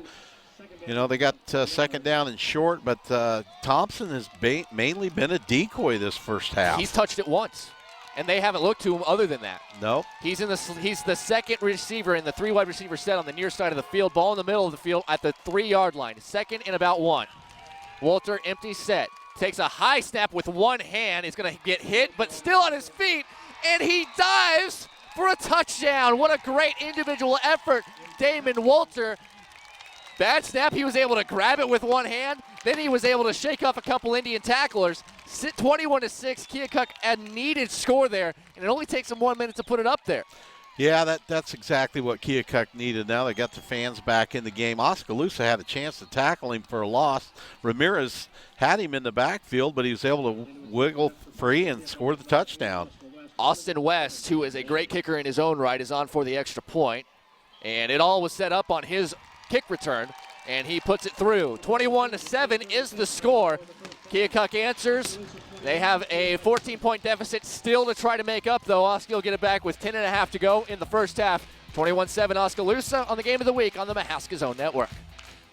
Mahaska Drug is the store to shop for your pharmaceutical needs. Crafts, gift wrap, and greeting cards. 1 hour and next day photo processing, gifts for all occasions, toys, health and beauty aids, and so much more. Mahaska Drug is a locally owned Good Neighbor pharmacy where you can get prescriptions filled 7 days a week. For your convenience, Mahaska Drug offers a covered pharmacy drive-through. There's no doubt about it, there's something for everyone at Mahaska Drug on Northeast Street, Oskaloosa. Keokuk comes up with a big response, thanks in large part due to a huge kick return by Austin West. The touchdown, a 4-yard scamper on a great individual effort by quarterback Damon Walter, but Oskaloosa will get it back, still leading 21-7, 10:36 to go. There's still plenty of ball game here, Doug, but the Oski offense has looked really good, and now is their first chance to have to respond to Keokuk. Yeah, let's see how the Indians respond. A nice kick return here. I think we can break something against Keokuk, and then let's get a couple first downs. We don't need any turnovers, and take care of the football and build on this lead. Andrew Patterson is going to be the kicker. You never know. Sometimes needing multiple scores, teams will pull out the gadget plays, maybe like an onside kick or even just a kick to an up back, which they might not be expecting it. But we'll see here as Patterson is lining it up. Oskaloosa has good hands all across the front line pretty much. It is going to be a deep kick and a hard kick toward the sideline. It'll squirt all the way through for a touchback, and Oskaloosa will get it at the 20-yard line. So West coming in, 8 touchbacks on the season in 6 games. That is a boot he's got on him. Yeah, that's a weapon you can use. Making teams start from the 20-yard line. We mentioned last week against Fairfield when Kirkland did it against Fairfield. That's 15 yards of possession right there because usually they get it up to the 35. Now he's got 9 in, 6.25 weeks. I've never seen a number that high at a high school level. He can kick it. Oski comes back out, 3 wide receivers near side, ball in the middle of the field, 1 to the far side and one-on-one coverage. Arnold has Allsup alongside. 1st and 10 at their own 20-yard line. Oski does have a 21-7 lead, 10:36 to go. Keokuk fresh off their first score. Here's the snap. Arnold, a pump fake, now fires. Got a man wide open. It's Moore at the 40s. Makes the catch, and he's in a foot race. He tries to shed a tackle, and he does. He's inside the 30, inside the 20. No flags. No flags. Touchdown, Oskaloosa, 80 yards. The defender fell down back at the beginning of the play on the double move by Moore. A throw that could have been a little more out in front of him so he didn't have to shed that tackle. But what a job. Plate had one chance to tackle him on that far side at about the 40-yard line. Instead of trying to outrun him, Moore just threw him off of him, and then he went the distance. And Oskaloosa, it takes one play, Doug, to get that 7 points back, barring a miss here on the extra point. Nice answer by the Indians. I'm actually glad that Ethan didn't try to make the perfect throw. When you're that wide open, you want to make sure you get a big chunk of yardage. Indeed, and the extra point is good from Howard. What a response by the Indians. The teams exchange blows here early second quarter. That's already our 3rd touchdown in the first minute and 36 seconds of this second quarter. 28-7, Oski the lead. They'll be kicking it when we return here on the Game of the Week on the Mahaska Zone Network. Plow Valve Company of Oskaloosa is very proud of all area students involved in any school activities. They know that being involved takes dedication and hard work put forth by each student. Plow Valve Company reminds you to support our area students in the various activities that they're involved in.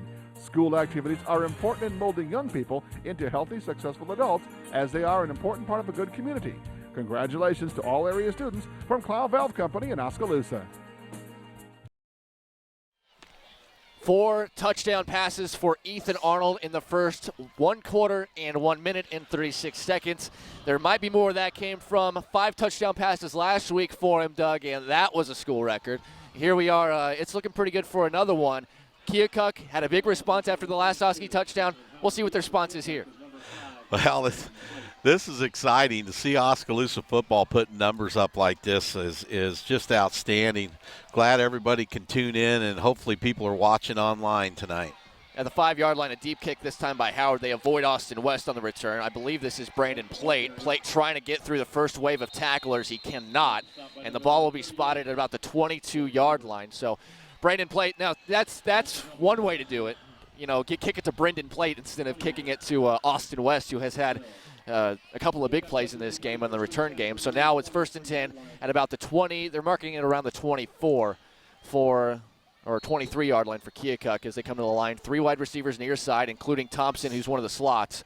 1 wide receiver to the far side. Same exact formation almost Oskaloosa scored the touchdown with. They went to the opposite side of the 3 receivers. They're actually stacked up here to the near side. Walter in the shotgun. 1st and 10. He sends a man in motion. It is Thompson. Here's the snap. It will be a fake to Thompson, and Walter keeps it himself, and he's met and dropped after a pickup of a couple. In on the tackle, I believe, there for Oskaloosa is Jack Moore. Nice tackle by Jack. Stuck his shoulder in there, stepped in. That was a nice tackle. We finally stopped that play. They've been running that play with the quarterback keeping it, and good play by the Oski defense. Well, the Indians think 37 is getting the ball. That's because Doug DeCock told them in the pregame that 37 was going to get the ball. Yeah, I lied to everybody. 9:45 and counting. First half, 28-7 Indians the lead. 4 wide receivers. In the shotgun, here is Walter. He's got a man wide open in the flat. This is caught by Patterson. Patterson's going to not get away from the first man at the 25. Vincent Ramirez in on the top. And Doug, right there, he was wide open. It took a long time to get the football in his hands, and by the time he did catch it at the line of scrimmage, he had nowhere to go. Yeah, Vincent did a great job closing in on that play. It did look like he had some room to run there, but Vinny closed the gap on him, made a nice sure tackle around his legs. Keokuk getting the signal again. They are a no-huddle team as well. They'll send 3 wide receivers to the far side, West by himself to the near side. In the shotgun with 1 back next to him. is Damon Walter on 3rd and 8 at about the 25-yard line on their own side of the field. Ball on the near side hash. They are spread out with their wide receivers far side of the field.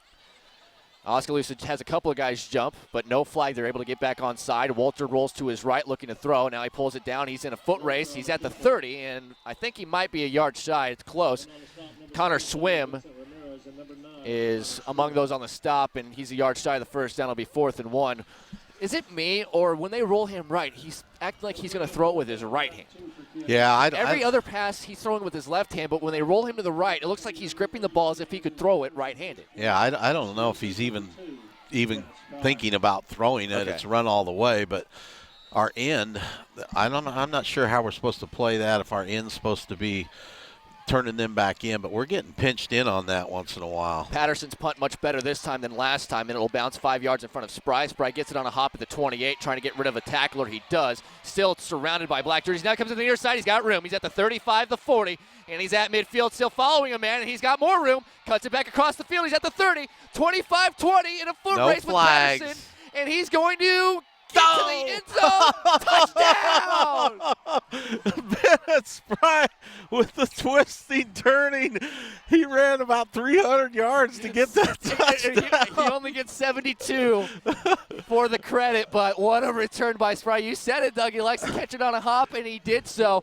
Kind of ducked and dodged. Dante hauled himself around the back end of that coverage, and then he got to the edge. Then he was in a foot race with the other running back on the other team and was able to just beat him to the goal line. Touchdown, Indians, and now Spry has to hold for Howard for the extra point. What they say, don't kick that ball to Dante Hall.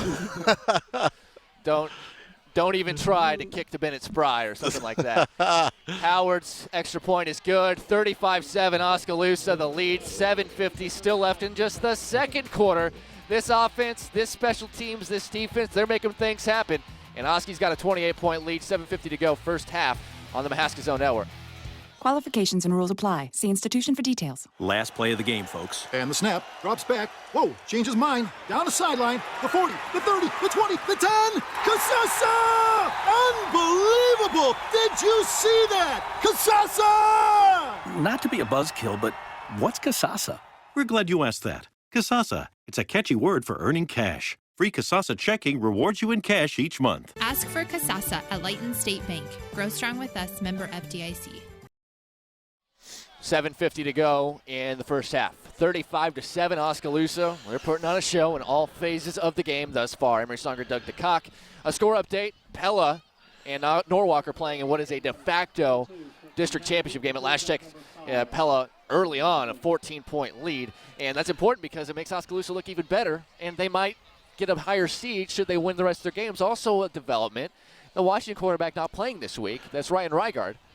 It's because Ryan Rygard apparently has a serious knee injury. We don't wish that upon anyone, but in terms of the way things are kind of lining up for Oskaloosa, the Indians just need to play football, and they're going to be in really good shape here the last 3 weeks of the season. Yeah, this is looking really good. If we keep it up tonight, and then Washington comes to town next week. Without a quarterback. Without a quarterback, which really hurts them. He's about 80% of their offense, so things are looking good for the Indians. Here is a line drive kick, and it's going to be West. Going to play with West again. West trying to get some space, turns it upfield, got a little bit of space, gets to the 35. Good tackle made by Jaden Van Rukel, and with 7:44 to go in the second quarter, Oski a 35-7 lead, and the Keokuk offense now, Doug, desperate for points this drive. Yeah, nice job by Jaden Van Rukel. If Keokuk is in a bad situation now, you're going to try to throw on a team that's leading the state in interceptions or right up there. I'm certainly leading Class 3A. So Oskaloosa has the Chiefs right where they want them. A little confusion here on defense for Oskaloosa. 5 wide receivers, rather. Empty set for Damon Walter. Ball at the 36-yard line, 1st and 10. The lefty drops back, throws. He's got a man. It is caught, and the tackle is made by Van Rukel across the 35, right at the sticks. The man on the catch was Ethan Blaze, the backup tight end, who's been playing a lot in the backfield as the back alongside Walter. He's also kind of that H-back guy along the line of scrimmage. Nice job by Keokuk. I think Jack slipped on the turf there and was able to get back in his drop zone. 5 wide receivers again. Walter on 3rd and 1, or 2nd and 1 rather. Drops back, looks to throw. He's got a man again. This is Blaze. Blaze across midfield at the 46 and will be brought down again by Van Rukel. And sometimes it's just simple offense. You get 5 guys, you spread them out, they're all running routes, and then just have the guy in the middle sit down after 5 yards and let him run after the catch. No, that's all they're doing is sitting in the open area. But knowing Coach Jenkins, I would be willing to say that play is going to get stopped here real quick. It looks like they're actually going to spread it out a little bit more even. And now Blaze is lined up in a slot on the far side. Now the guy closest to the quarterback is the running back Andrew Patterson in that H-back slot. 7 minutes to go. First half, Oski leads it by 28, 35-7. Walter again drops back, throws. This one's caught at the 40, and falling in front of Moore is Patterson. So 3 plays, 3 passes to the H-back, and 3 decent gains. Yeah, if there is one bright spot about that, we were a little bit closer on that one. But we need to shut that play down. That's 3 times they've ran it. That's pretty simple. And they're deciding who's going to be the H-back between Blaze and Patterson. Now it will be Patterson to the near side. Still an empty set on 2nd and about 4 at the Oski 40. Walter takes the snap again, looks to throw. Pump fake, and now he's going to have to run. He's trying to lose a guy, makes a man miss, makes another man miss, and will be tackled after he gets the first down at the 34-yard line. Slippery guy. And Vincent Ramirez in on the stop, along with Blake Van Veldhuizen at the 34. Well, looked like he was dead to rights. We did. We had him in the backfield again and just unable to make the play and get the quarterback down. He's kind of herky-jerky when he's running around a little bit. Yeah, he's not real smooth, but he's been effective. In the pistol now, he's got Patterson behind him, 4 wide receivers. Walter. Oski crowds the line of scrimmage. Here's the snap. They come with the blitz. The ball a little tip, but it's caught by Brendan Plate. Plate all the way, and he's going to score a touchdown. 34 yards on the play, just a little slant from the middle of the field. Walter was under pressure. Oski sent the house, but that left very few players in the secondary to try to make a tackle, and Keokuk comes right back like they need to, a quick drive. 5:56 to go in the first half, 35-13, extra point to come. Perfect play call for Keokuk on that. Just caught Oskaloosa in an all-out blitz. Those things happen. It was a perfect play call for Keokuk on that play. And credit to Walter, who's had a hard time finding the open man. That drive, he found the open man every time he went back to throw. As West has his extra point blocked, and it cannot be returned in high school ball if it hits the deck. Whereas in other sports, it can be returned, or in other levels of football, that could be returned for 2 points. But 35-13 after the extra point is blocked. 5:56 to go. Oski will get it right back. The offense putting on a show so far. Let's see if they can keep it up when we return on the Game of the Week on the Mahaska Zone Network. If your savings and investments are sitting on the bench instead of meeting your goals, call timeout to examine your investment lineup. Your game plan should include getting some investment advice from an experienced investment professional. I'm Bob Auld of Robert Auld Investments, an investment advisor with over 20 years of experience in Oskaloosa and southern Iowa. I would like to assist you with your investment strategies. Call 673-9448 or toll free at 1-800-444-ALD. Got more scores for you. It's the Game of the Week. 35-13 is the score, with Oskaloosa the lead. 5:56 to go in this second quarter, and the Indians about to receive a kickoff. Another one of those de facto district championship games we were paying close attention to, Doug, was Pleasantville at Pella Christian. Pella Christian ranked number 2, and even though Pleasantville hasn't lost yet, not ranked. Well, they're not going to be ranked next week either, because at halftime they're trailing Pella Christian 56-6.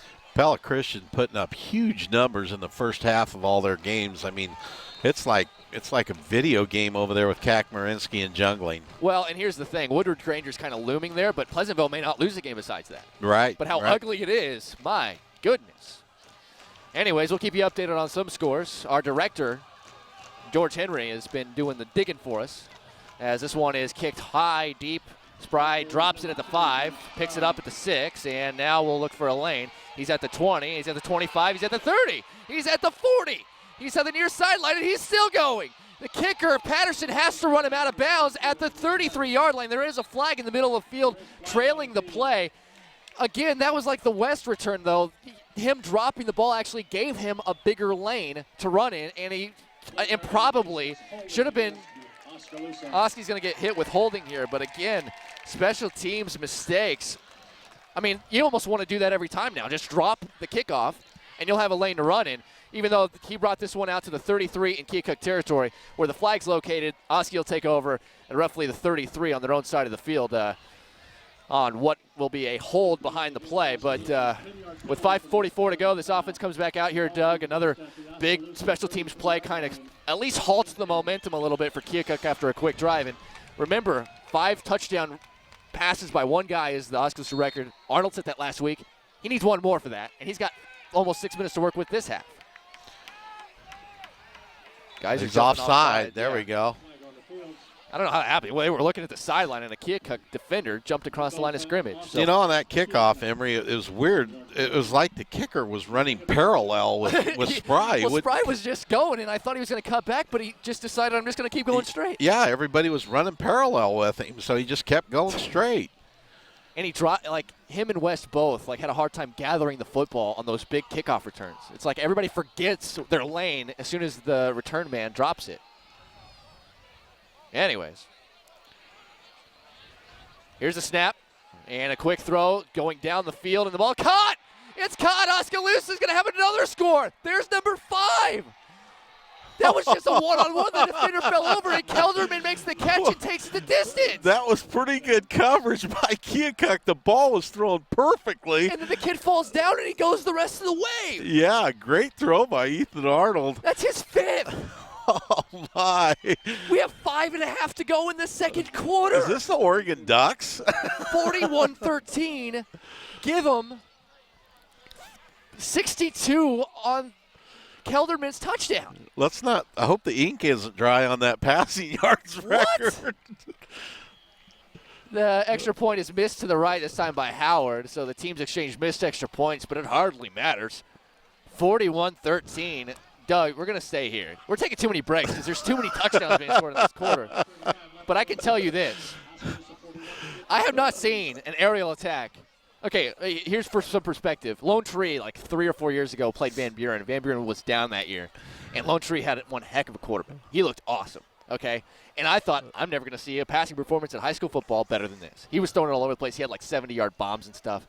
The way Oskaloosa is throwing this thing around, the different routes, the different kids are involved, I've never seen anything like this. Yeah, I think, what is that, their 4th receiver? 4 guys have caught balls tonight, 3 different touchdowns probably. I mean, that's the thing about this offense is that you cannot sit. 5? 5 different guys have caught the 5 touchdowns. 5 different guys. You cannot sit on one player.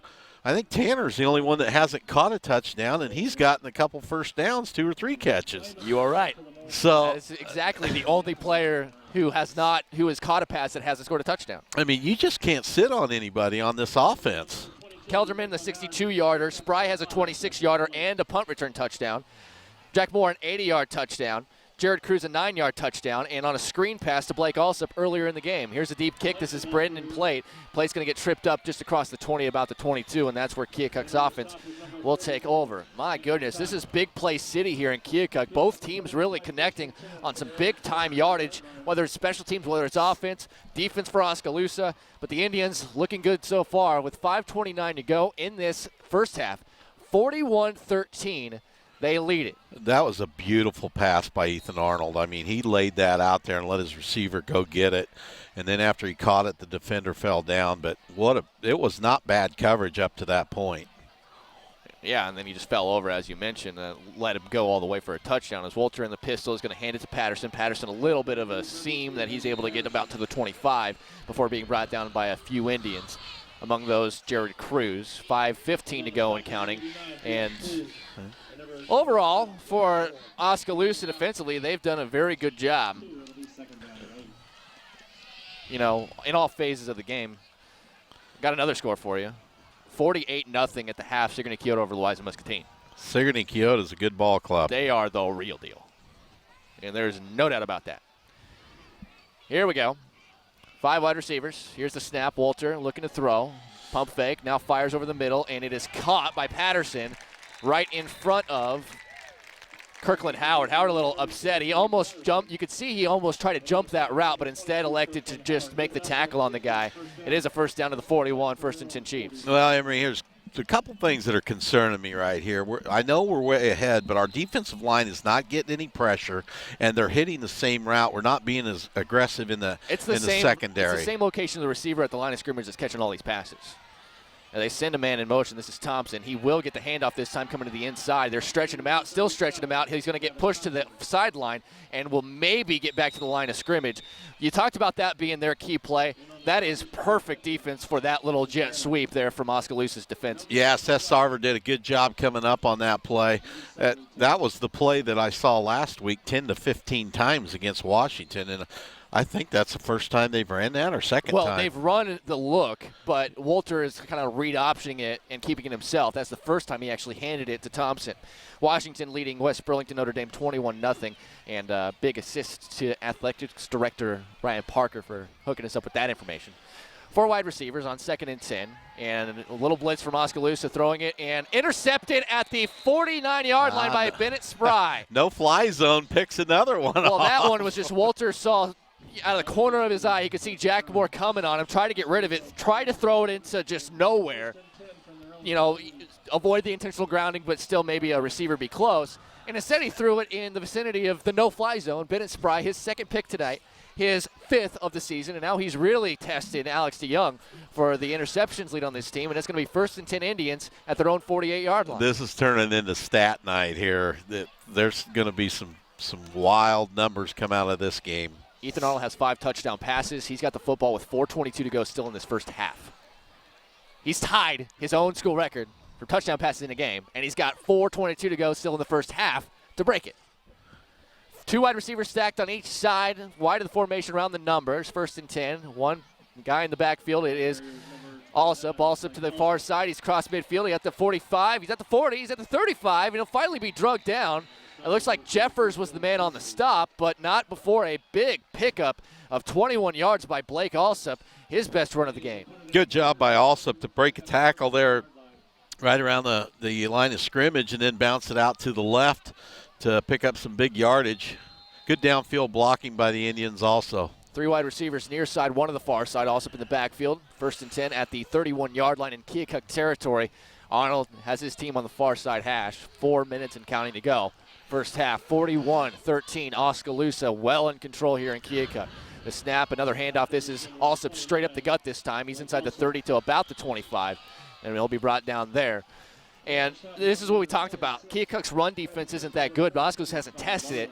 I think it's important to try to establish some sort of ground game because when you go into that game against Washington next week, when you go into West Burlington Notre Dame in Week 9, you're going to want to have that as an option moving forward because we all know we can throw the football now. Absolutely, Emery. Good point there. That's what we need to work on. We need to run the football here and see if our linemen can do the job up front. They send Allsup in motion to the far side. Here's the snap. Arnold, a design run. He's got the first down and more. And he's got a convoy into the end zone. He's at the 5. Touchdown, Ethan Arnold.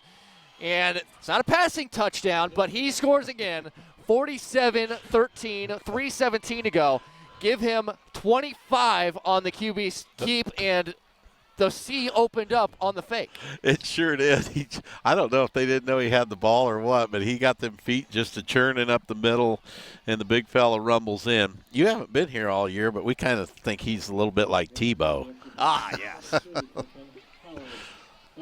Got to be lefty, and he's got to, put the John 3:16 under his eyes, and he's got to yell inspirational things at people, but other than that, he's just like Tebow. Extra point from Kirkland Howard is good. 3:17 to go first half. Oskaloosa putting on an offensive show. 48-13, they lead Keokuk. We'll be back with more on the game of the week after this on the Mahaska Zone Network. For over 35 years, Pella Printing has been leading the way in bringing your printing ideas to life with quality equipment, modern facilities, and a skilled staff. Whether it's a business card or a postcard, a book or brochure, and everything in between, Pella Printing applies old-world craftsmanship with today's cutting-edge technology to deliver the finished piece you envision. And they'll even mail it for you. Call 877-628-4941 or stop in off exit 40 behind Ulrich Motor in Pella. Pella Printing, where technology and craftsmanship meet. I'm running out of breath, and I still have a half of football to call. Emery Songer, Doug DeCock, 48-13. Oskaloosa just pounding Keokuk. And Keokuk's looked decent sometimes offensively. Their special teams has been okay. But Oskaloosa's offense has been otherworldly in this ballgame. Remember, this is a Keokuk team that did lose a couple of district games already, but they beat Washington last week. Washington was the favorite coming in this season. Now, Washington looks like they're bouncing back well against West Burlington Notre Dame, but Keokuk here, they're going to be eliminated from playoff contention with a loss tonight, and that looks exactly like what's going to happen, Doug. A 35-point differential here, and if this continues into the second half, the running clock is on, and Oskaloosa, the way they're playing, Keokuk hasn't even come close to stopping their offense. Yeah, let's see if we can get our defense tuned in here a little bit and get a stop this next time. Brendan played at the 5-yard line to return it. A flag comes down in the middle of everything. He just crosses the 25 to about the 26-yard line. Seth Sarver among those in on the stop. But we'll be moving it back a little bit on the penalty. But as you mentioned it, we're looking for things now to work on if you're an Oskaloosa supporter. The first thing to work on, like I mentioned, I thought the running game needs to get going a little bit. This is a team that allows 180 rushing yards per game. You don't need that many, but just get something going, and they did. Defensively, though, Keokuk has moved the ball quite a bit the last 2 or 3 drives, and it'll be good to see Oskaloosa kind of stand tall here the last 3:10 of this half, and going into early second half, I'm not expecting, as long as Oskaloosa is doing what they're doing, I'm not expecting the entire offense first team, defense first team to last this entire game. Right. I think, if we get into half here with this lead or maybe even tack another one on, we'll see some more guys coming in midway through the third quarter. But our defense needs to stiffen up here. I hate to sound negative, but they can play better than what they are. Man comes in motion. This is Patterson in motion, and it'll be a fake handoff to him. They're going to hand it to Thompson out of the backfield. He's going to the far side, and he's going to be stuffed. Great job coming off a block in that far side of the field. I believe that's Alex DeYoung. Yeah, that's Sparky. Sparky did a good job coming up, making the tackle. He's a small guy in stature, so he's always going low. But one thing about it is once he gets to your legs, he can wrap you up and wait for his buddies to come. And that's the thing. I mean, you look at, there's a lot of cornerbacks that did really well in a smaller size because they had good form on their tackling. And DeYoung, just another one of those as they stack 2 wide receivers to each side. One back, Walter on 2nd and 11, takes the snap, drop back, looking to throw, under pressure, now runs up the middle, got a little bit of space, and will be upended. Again, DeYoung on the stop. Ball be spotted at about the 22, 23-yard line, and it'll be about a yard shy of the first down. Yeah, Clayton Danner came on a blitz that time. Keokuk read it, had the play called over to the right side, and was able to pick up some good yardage. 2:05 to go in the first half, 48-13, Oskaloosa the lead. 2 wide receivers split out to each side. It's 3rd and more like 2 for Keokuk. Walter in the shotgun, empty set, takes a snap, he's looking to throw, he's under pressure. Jack Moore misses the tackle though, and he's going to try to run for the first down, and I think he's got it right near the sticks at the 25-yard line. And Moore was coming so fast, like he was shot out of a cannon, that he just went right by Walter as he stepped into the pocket as they do move the chains on a first down.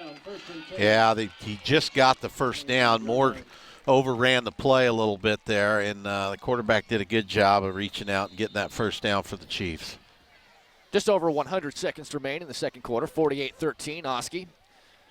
One back with 3 wide receivers to the near side, 1 to the far side. Walter in the shotgun at his own 25, ball on the far side hash as they go from right to left. And he's under pressure this time again, and this time he's not getting away. Blake Van Veldhuizen eventually will put him on the deck. But Oskaloosa, they've been sending extra bodies more and more trying to get to him, Doug, and finally they are able to bring him down in the backfield. Well, we came with another blitz. It looked like they had Kirkland Howard, they sent the house again, and we was able to get there. One thing you do expose yourself to is that big play like we saw that quick bubble when you bring all those guys and blitz, and I'm not sure I'd try that again this close to the half. 2nd and about 14, ball spotted around the 21-yard line. 2 backs, 3 wide receivers, and the shotgun is Damon Walter inside of a minute to play in the first half. Walter takes the snap and will hand it off. Coming to this near side is Thompson. Again, Oskaloosa, a great job stretching it out. That was fantastic job by Connor Swim to at least stretch the ball out or stretch the play out to the sideline. And then Seth Sarver came off his block and made a nice hit at about the 19-yard line. Another loss of 2 on the play. Beautiful job by those guys. Like you said, Connor Swim fighting off the blocker, but Seth Sarver coming up and making a nice hit. Seth has really done a good job this year coming up and making tackles. Good play by him. 20 seconds left. This could be the last play of the half. We'll have to see as they spread it out. 5 wide receivers, 3 to the far side. Empty set for Walter standing at his own 15. He takes the snap and is looking to throw. Now he's looking to run. He gets around 1 guy, but Vincent Ramirez won't let him get past him. He gets maybe 1 on the play, and that will do it for the first half. Oskaloosa ends and punctuates one heck of a first half. 48-13. Ethan Arnold, 5 touchdown passes, a rushing touchdown. Bennett Spry adds 2 interceptions and a punt return touchdown. And after one half of play, unbelievable work from the Oskaloosa Indians under head coach Jake Jenkins. We'll take a break. When we come back, we'll have the halftime show. We'll talk about stats. We'll talk about plays. We'll talk about players. We'll talk about what possibly could go better for Oskaloosa in the second half. And we'll also have maybe some updates on scores. Take a look at our show Unscripted. Plenty coming up right here on the Game of the Week on the Mahaska Zone Network. Champions aren't born. Tier Endurance Sport is a high-caliber hydration beverage. Combines EMIQ, Carbohydrate Complex, and EGCG, bringing together endurance, performance, and recovery ingredients that enable athletes to maximize and sustain their full potential for prolonged periods of time. Champions aren't born. They're made. Hydration, performance, recovery. Tier Endurance Sport. Get made. Hi, this is McKenna Hassey, driver of the number 55M 305 Sprint Car at Knoxville Raceway. On race days, I drink Tier Endurance Sport because Tier Endurance Sport fuels me, gets me to the finish line, and gives me a faster recovery after a race. Tier Endurance Sport, a high-caliber hydration system that combines endurance, performance, and recovery ingredients, enabling athletes to maximize and sustain their full potential for prolonged periods of time. Football season is finally here, and Penn Central Mall is your one-stop shop for fan gear. Score the latest Oski Indians gear at the Spirit Store. Want to look your best under the Friday night lights? Maurice's and JCPenney have a huge inventory of denim, colored jeggings, graphic tees, sweaters, sweatshirts, and other winning styles for fall. Weekend rivals can find Iowa State, and NFL gear at JCPenney. Tailgate in style with games, blankets, and more from Liberty Gifts. Touchdown at Penn Central Mall. For your football fun. Fix your vehicle for less with quality parts from Van Gorp's Used Auto Parts in Oskaloosa. Van Gorp's Used Auto Parts not only carries a huge assortment of used parts for your car, truck, or van, they also have new parts available at super low prices. Van Gorp's Used Auto Parts on Highway 63 South in Oskaloosa. Call them today at 673-8459 or 800-245-2336. Serving the Oskaloosa area since 1962. Champions aren't born. Tier Endurance Sport is a high-caliber hydration beverage. Combines EMIQ, Carbohydrate Complex, and EGCG, bringing together endurance, performance, and recovery ingredients that enable athletes to maximize and sustain their full potential for prolonged periods of time. Champions aren't born. They're made. Hydration, performance, recovery. Tier Endurance Sport. Get made. Hi, this is McKenna Hassey, driver of the number 55M 305 Sprint Car at Knoxville Raceway. On race days, I drink Tier Endurance Sport because it fuels me and keeps me hydrated during long races. Tier Endurance Sport, a high-caliber hydration system that combines endurance, performance, and recovery ingredients, enabling athletes to maximize and sustain their full potential for prolonged periods of time.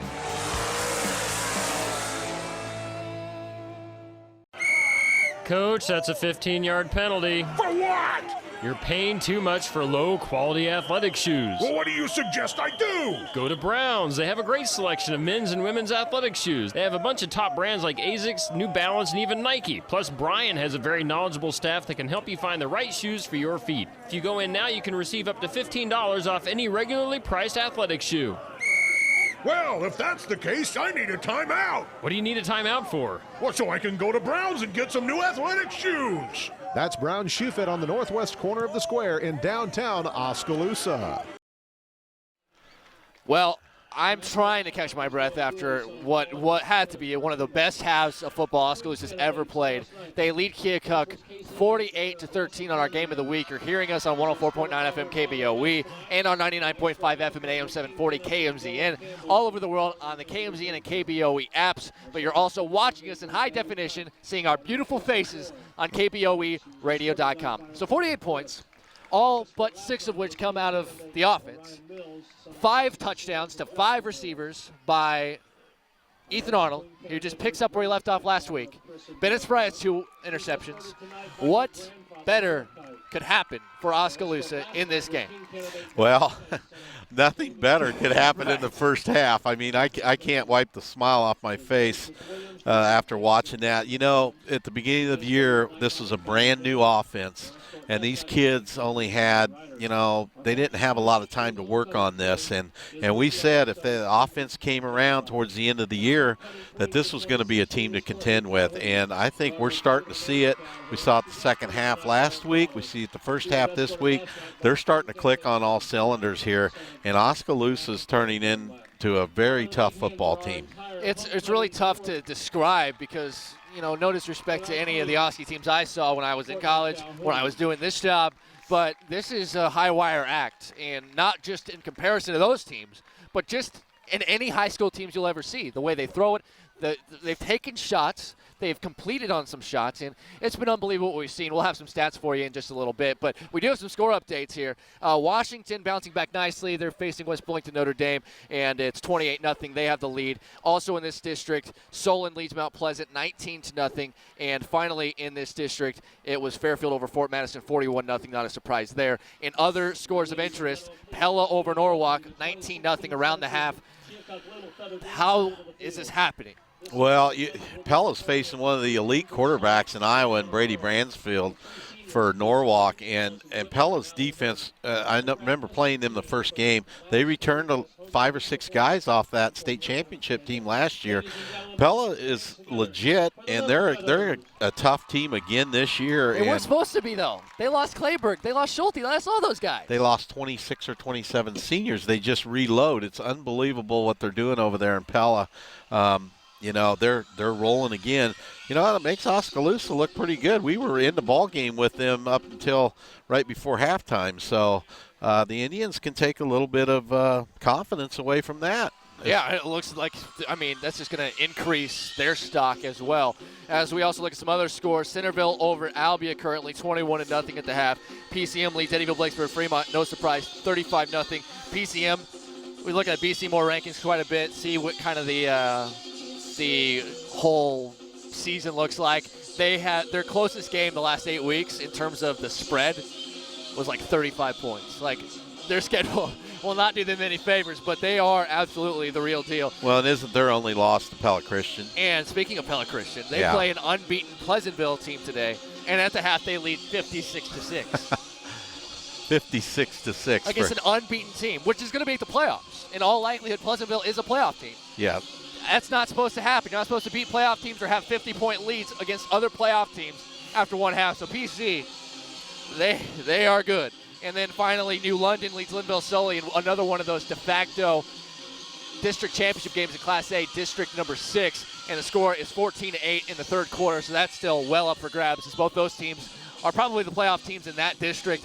But winner of that game is assured, basically a playoff berth. So a big game there, no matter what. We'll take a break. When we come back, we'll have some stats. We'll also have a look at our show Unscripted and what we talked about this week. It's all coming your way. At halftime, Oskaloosa 48, Keokuk 13. You're watching and listening to the Game of the Week on the Mahaska Zone Network.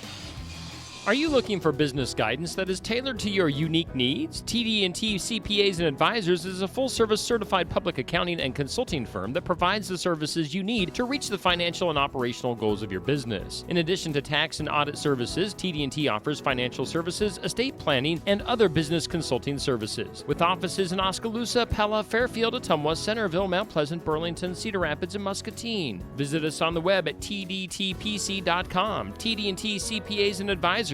Grow with us. Tired of scrolling through a bunch of channels you're paying for but don't watch? It's time for a skinny bundle. Satellite Guy, your local dish authorized retailer, would like to introduce the new Flex Pack. For just $39.99, the Flex Pack includes 50 popular channels plus an additional channel pack of your choice. You can choose from local channel packs, news, kids, and action to create your own TV package. Call Satellite Guy now at 641-676-4239 to switch the dish and customize your own TV package today. Requires credit qualification, 2-year commitment, early termination fee, and e-auto pay. 1 TV included, taxes and surcharges extra. Offer ends 10/27/16. Other restrictions apply. In today's job market, having a degree is more important than ever. William Penn University offers accredited programs in fields that Iowa's most sought-after companies look for. A Bachelor's of Arts in Business Management will strengthen your skills in presentation writing, strategies, research, ethics, critical thinking, and leadership. And by combining real-world job skills with classroom applications, you'll be prepared to advance in your career. Visit www.wmpenn.edu to learn more.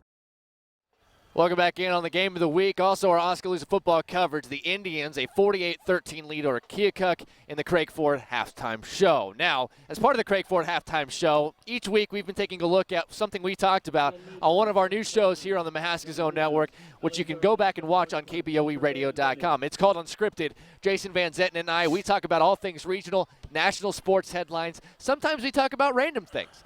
This week, here's a segment we have cut up for you. This is what Unscripted looks like every Thursday night. All right, we're going to get off this because all of a sudden you're going to want to tax prostitution, and then we're going to be way off the rails over here. My national story of the week. You could do that, but I was just. Is East Carolina and the Central Florida game, and we talked about it earlier. We continue to talk about it. It continues to spread, and it continues to piss off more Americans turning off their TVs with football and sports, and it goes back to exactly what I said before.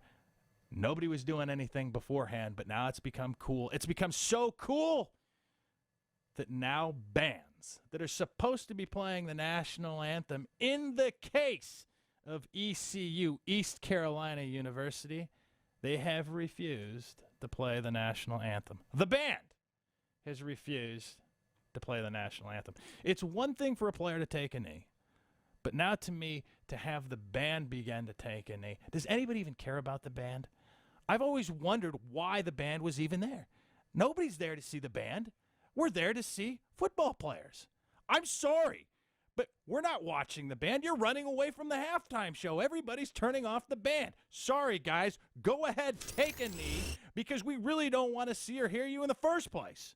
And you know what? I'm not the only one that thinks so. You're not. I am not. You know what a local radio station did there? They said, you know what? You want to not play? Guess what? We're not playing you on air. Not going to play your game on air if y'all want to take a knee. First of all, I could go a lot. Did you play in the band? Is this going to go on forever with you playing in the band? I played in the band. Ah, I played in the band. Here we go. I was on the drum line all 4 years of high school. Did I really hurt your feelings? All It said 4 years. Nobody was there to really watch you. I know people were there to watch No, me, they Jason. weren't. Mom and Dad were. That's it. You don't know. That's it. You weren't in the middle of the field. You were looking into the stands, Jason, and you didn't see the hundreds upon hundreds upon hundreds of people That were there for the football game. That stayed and watched the band. Nobody stayed and watched the band. Everybody stays and watches the band. In fact, nobody even likes the band. My wife participated in something called DCI. It's the professional leagues of marching bands, or drum corps as they like to call it. Guess what? They have their world championships in Indianapolis, Indiana, at Lucas Oil Stadium, which is where the Colts play, remember? And it's where the Big Ten championship was last year and all that stuff. Well, guess what? There were like nobody. 35,000 people there just to watch bands. So what you're saying is the stadium was like half full. Yeah, 35,000 people to watch bands. That's a lot more than the 0 people that apparently don't care. I mean, you know how many people can sit in Lucas Oil Stadium? Almost 80,000 people. That's what half I of the said. place was full. That's what I said. You said 35,000. That's less than half. Oh, it was a real showstopper there over at Lucas Field. Hey, come see the drum corps. Oh! They block the other half, so even if people wanted to get in, which they do, I've seen people hawking tickets at that thing because I've been there, Jason. And guess what? There are plenty of people that don't go to that because of where it's located, because not only where it's located, but how much it costs to get in. That's not why they're not going. Cheapest ticket to get in is $55. $55 to go watch marching bands. Now, guess what? You're getting ripped off big time. No, what you're forgetting is anybody lighting the drumsticks on fire? Yes, there's some fire. There are fires. They're great shows, Jason. And the fact that you have now not only, like, I get your point, but not only do you get mad at the Constitution for giving people the right to protest, but now you're blaming people who actually have talent and practice an art form and saying that it's their fault. and nobody cares about them anyway. That's an excellent spin. Now and I you know. can continue your spin, sir, on our final thoughts coming up right here on Unscripted. As you can see, we have a lot of fun. We talk about a lot of fun things. We get a little heated about random things on Unscripted. You can watch Unscripted. Any of our previous episodes are available on demand on KBOEradio.com, and it airs live on KBOEradio.com. You can also hear the audio on 104.9 FM KBOE, following Football Focus every single Thursday at 7 o'clock, except next week. You will not have Unscripted next week, but you can count on Unscripted every Thursday at 7 o'clock, and you can check out any of our previous episodes, as mentioned, on KBOEradio.com. Take another break. When we come back, we'll talk about the first half stats. We will also break down what Oskaloosa could possibly do better in the second half, at the half of our game of the week. Oski 48, Keokuk 13, right here on the Mahaska Zone Network. In today's job market, having a degree is more important than ever. William Penn University offers accredited programs in fields that Iowa's most sought-after companies look for. A Bachelor's of Arts in Business Management will strengthen your skills in presentation writing, strategies, research, ethics, critical thinking, and leadership. And by combining real-world job skills with classroom applications, you'll be prepared to advance in your career. Visit www.wmpenn.edu to learn more. We're the one jewelry store you'll ever need, the one place to go to for the most brilliant diamonds, the one to go to for colored gemstones, rubies, sapphires, and emeralds that dazzle the eye with color. And no one does fashion rings, bridal sets, and bracelets that are guaranteed to excite like Gardner Collier Jewelry, where the area's largest selection of fine jewelry is now on sale. Choose Gardner Collier Jewelry, Quincy Place Mall, Ottumwa, and Penn Central Mall, Oskaloosa. At halftime of the game of the week, we're getting ready for the second half in the next few minutes or so. Oskaloosa 48, Keokuk 13. Emery Songer, Doug DeCock. And Doug, first half stats. Let's talk about a couple of them. 75 rushing yards for Oskaloosa, just 53 for Keokuk. 243 passing yards for Oskaloosa, just 91 for Keokuk. That equals to 318 total yards for Oskaloosa, 144 for Keokuk. Oski had it for about 7 minutes less of that first half. What? That's called quick strike ability, isn't it? That is rapid fire striking missiles. It's kind of like the Fort Madison game earlier this year. We had the ball a lot less and had a big lead at halftime. So, yeah, we're striking quick. We got some big numbers there. What was it, 300 total yards in offense. 144 yards given up, though, is, in my opinion, a little bit much in the first half. Always nitpicking something. And, Coach, if you really want to nitpick, that doesn't even count the big kickoff return that Austin West had. So add another 60-some to that. Yeah. They're going to get a tongue lashing after this one, according to Coach DeCock over here. Another big stat, average yards gained per play. This counts everything. Incompletions, loss of yards, everything. Gives you an idea of how efficient offenses have been. 12.7 yards per play for Oskaloosa, 4.6 for Keokuk.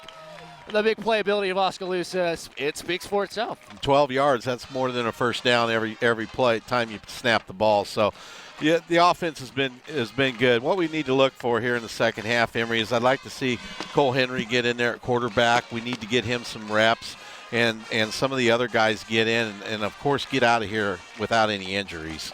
I think we got the game pretty well in hand. You'll probably see the starters in the first half of the third quarter, but let's get out of here and healthy and get some guys some minutes in those backup roles. Yeah, that's what we're looking for. We'll take one more quick break, come back, second half on the way. Indians leading Keokuk 48-13 on the game of the week on the Mahaska Zone Network. At Bruxford's Decorating Center, we offer price and selection that rivals the box stores with service they just don't offer. How can a store in Pella rival the selection of a big box? We carry 7 major appliance brands, furniture for every room in your home, a full line of Sealy bedding, and just about any type of floor covering and window covering you can imagine. And since delivery is free, you might actually pay less at Bruxford's than if you went to the big box store. Bruxford's Decorating Center in downtown Pella. Pella Regional Health Center is now offering low-dose 3D mammography for breast cancer screening. 3D mammography is more accurate in earlier breast cancer detection because it captures multiple images of the breast from several angles. All screening patients benefit from 3D mammography, including those who have dense breast tissue and/or women with a personal history of breast cancer. To schedule your 3D mammogram at Pella Regional's Medical Clinic in Ottumwa, call 641-455-5200.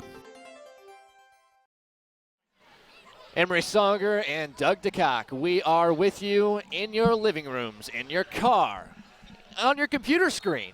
It is the game of the week. Oski leads at 48-13, and we are getting ready to start the second half. Doug, we mentioned it. Oskaloosa looked really, really good. You mentioned some of the stuff they want to do. Now the real question is, what are you doing after the game? What am I doing after the game? Yeah. Oh, I'm going to drive back to Oskaloosa and enjoy this victory and get ready for work in the morning. Wow. That sounds like a really fun time. I'm going to go home, and I'm going to get a bunch of scores. 28 area schools, 27 of which are not in this stadium tonight. And I'm going to go gather those scores, and guess what? Fifth quarter show on the air, 8:30 a.m. tomorrow. You can hear us on 104.9 FM KBOE, 99.5 FM at AM 740 KMZN.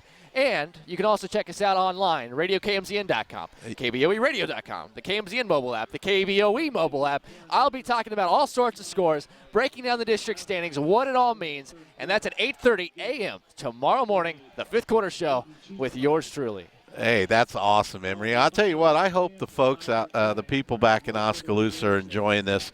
To be able to watch a visiting game and high school football game is really something. And KBOE, thanks to them for putting this together and getting this back to the fans in Oskaloosa. This is a long drive, but what a thrill to come out here and put a game on TV and send it back home to our fans. You know, some of you are watching it on your computer, and I'm not a big tech guy, but I know you can put a cord from your computer to your TV and actually watch it on your big screen TV, and Emery probably knows more about that than what I do. But thanks to KBOE, I hope you all are enjoying this, because this is really something to bring back to the hometown fans. And imagine how you feel as Oskaloosa. Now imagine being a small school, and imagine all those little schools that we've had a chance to go to. You know, Ottumwa and Newton aren't real small schools, but we've done their games this season.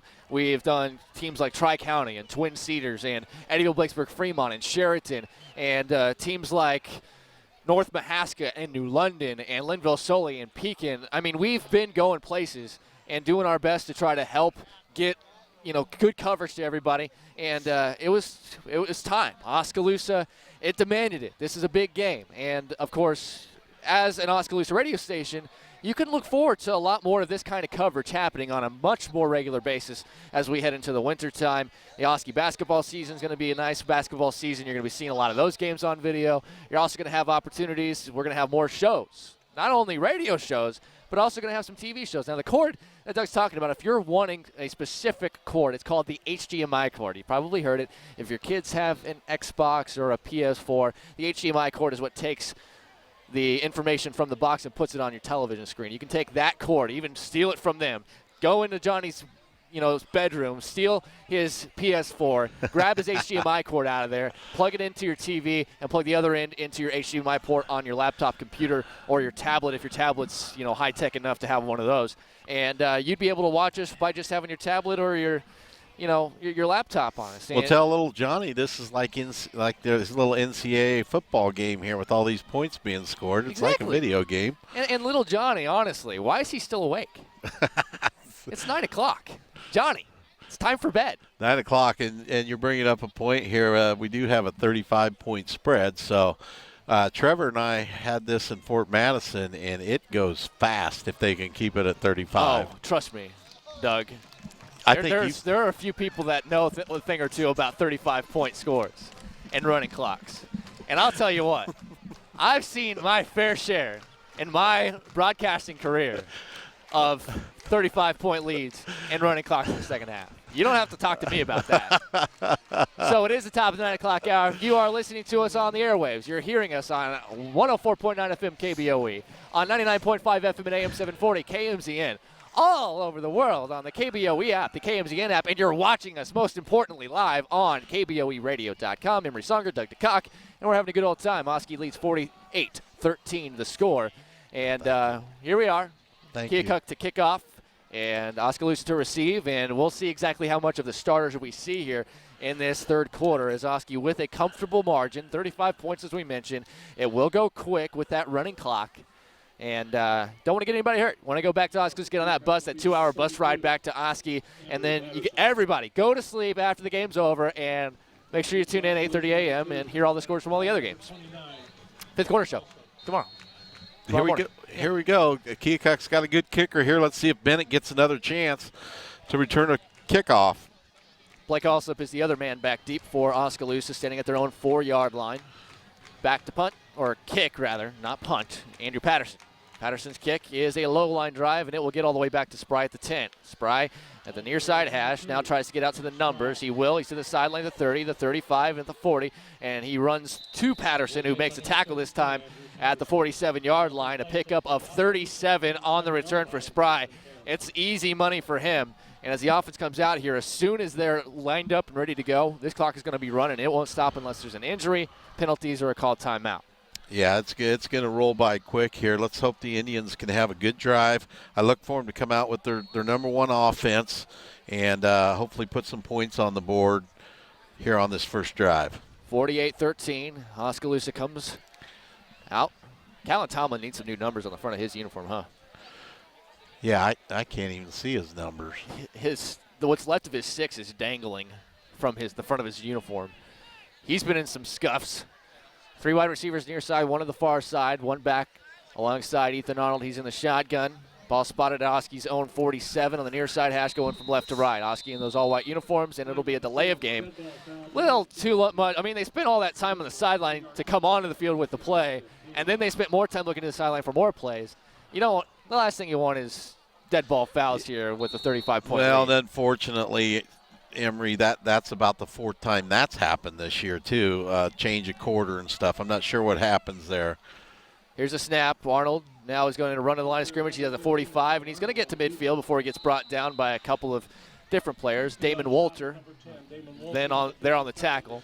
Now, I'm not sure how much difference this is, but Brett Dowd, the offensive coordinator, is not in the press box, and he was not last week. So I know the players like having him down on the field. Easier to talk to him for sure. 11:25 to go in this third quarter, and as mentioned, that clock is going to be moving. So if you're watching us at KBOEradio.com, be a watchful eye on that as it will go fast. 4 wide receivers, 3 to the near side. In the shotgun with 1 back is Arnold. Arnold takes a snap. A little screen pass. This is to Spry. He's at midfield. Comes to the outside. He's at the 40. He's off to the races. 30, 25-20, 15, 10, 5. Don't try it with Spry. He's in. Touchdown, Oskaloosa. Give him 50 on the play. Wow, just a simple bubble screen out there. The pass was not the best pass in the world. Spry picked it up from off his shins and then just cut up in between a couple blocks, and he was untouched the rest of the way. So Indians put a quick one up here in the third quarter and comfortably in front, 54-13. The extra point Spry holds. Kirkland Howard's kick is up. It is wide to the left, no good. 54-13 our score. Ethan Arnold's 6th touchdown pass. That's a school record. And 11:03 to go in the third quarter. We'll be back with the kickoff and more after this game of the week. Oskaloosa leading 54-13 on the Mahaska Zone Network. As the new owner of the Ford dealership in Oskaloosa, I want to invite you to our show floor and our service department. Hi, I'm Craig, owner of Craig Ford. Our core values are honesty, integrity, and dependability. Craig Ford is 100% locally owned and operated. Our world-class service department services all makes and all models, foreign and domestic. Craig Ford, new owner, new name, new attitude. 11:03 to go, third quarter, 54-13. Like to thank our sponsors. You're hearing them all game long. Our halftime show brought to you by Craig Ford. Our pregame show brought to you by Brown Shoefit. Our postgame show coming up later brought to you by Mahaska. And this is the game of the week. This is Oskaloosa football. It's all wrapped into one, and we're having a fun time. If you're an Indian fan, you're enjoying this. 54-13 is the lead. Oskaloosa well in control as Callan Tomlin looks to be teeing this one up at the 40. He's got a big boot, and we'll see how much of Keokuk's guys we see. Now, we have to remember, Keokuk drops this game, Doug. Despite having a 4-3 record, they are only 2-3 in district play. They are effectively eliminated with a loss here. Oskaloosa will stay in that number 2 slot in this district by themselves, which is good, but they have work left to do. How much will Keokuk even play after this? I'm not sure, because they know that they have almost no chance of making the playoffs. Austin West has it at his 12-yard line, far side. He's going to the sideline, and he's got some space, and will be pushed out of bounds. They're going to mark him out at the 31-yard line, and about 20 yards on the pickup on the kickoff, and the clock is moving. 54-13 is our score, and we'll see what the Keokuk offense has now. Both teams look like they have their number 1 units out there currently, but especially for Oskaloosa, knowing a huge game against Washington, basically winning your type game in Washington next week at home. You'd like to see them stay as healthy as possible, as they have 3 wide receivers, 1 H-back and 1 back alongside Damon Walter on the far side hash going from right to left. Here's a little dump screen. This is to Gavin Thompson. Thompson gets across the 35 to the 37 and will be hit out of bounds. Jack Moore, Connor Swim among those in on the stop. It'll be 2nd and about 4. Nice play there by Keokuk, getting the ball out to Thompson in the flat. Seth Sarver got hung up on his block there a little bit. He needs to try to get off that block and make the play a little quicker. 5 wide. Well, 4 wide and an H-back to be exact. Walter in the gun, 2nd and about 4. Takes a snap, looks to throw, hit by Ramirez, but he makes the catch, and now off to the races is the running back Patterson. Patterson gets inside the 30, and will be knocked out of bounds at about the 26, 20, they'll mark about the 25. And that time, Walter, again, the all-out blitz, and he took a huge hit from Vincent Ramirez, but there was a big vacancy on this side of the field, and Patterson had plenty of room to run. Yeah, Oskaloosa's blitzing, and that is the same play that they ran in the first half about 4 times in a row. So that play continually is worked tonight. You can bet that Washington will know what that play is. Well, yeah, just empty the backfield, and then it's just find the H-back, because it's been the H-back, whether it's been Thompson, whether it's been Patterson, it's been Ethan Blaze sometimes. Those guys have been lined up the exact same way, and that's the only guy that Walter is even looking at. He takes the snap, looks to throw, fires in the flat. It is caught by Patterson. DeYoung, a very good tackle in the open field, the far side, a pickup of 2. And see, the wide receivers, when they get it out wide, they're not doing a whole lot. But it's that middle little seam or sit down that Oskaloosa's defense had a hard time covering. Yeah, I think Alex's eyes got big there. He was looking at a possible pick 6, and then he thought better of it and just made the tackle. But he was licking his chops for a possible pick 6 there. Yeah, Walter did a good job keeping that on the outside of his receiver. As 2 backs, and Patterson comes across. Walter fakes the handoff to Thompson, keeps it himself. And again, he seems slippery. He's bouncing off some tackles and stuff. It gets to the 21. It'll be 3rd and about 6. But, you can tell he's rushed it more than anybody else, almost twice as much as anybody else on this team. Yeah, Callan Tomlin was in there and got him a little bit in the backfield. But, he does break some tackles, and he gets positive yards. It's not the prettiest thing in the world, but he does make some yards on his carries. Kind of awkward runner, but he keeps himself balanced enough. Is this going to be a timeout? Keokuk, they're still playing this game, so the timeout should stop the clock. It will at 7:49, 54-13. We'll take a quick break. When we come back, we'll have more action here, 3rd quarter. Keokuk football when we return on the Mahaska Zone Network. Right now at Slumberland, find special purchase deals priced so low they won't be around for long. Limited time offers and manufacturer discounts throughout the store, from dining sets and living rooms to mattresses and more, like a Lazy Boy recliner for only $2.94. But hurry in. These deals will sell out fast, and they're only at Slumberland Furniture. Slumberland, it's a good life. Slumberland in Oskaloosa, located in the heart of the Heartland Center. See hours, directions, and more at slumberland.com. Keokuk is moving. They have the ball 3rd and 6 at the Oskaloosa 21. A couple of big plays on this drive, and even with a 41-point lead, Doug DeCock up here sweating this one out.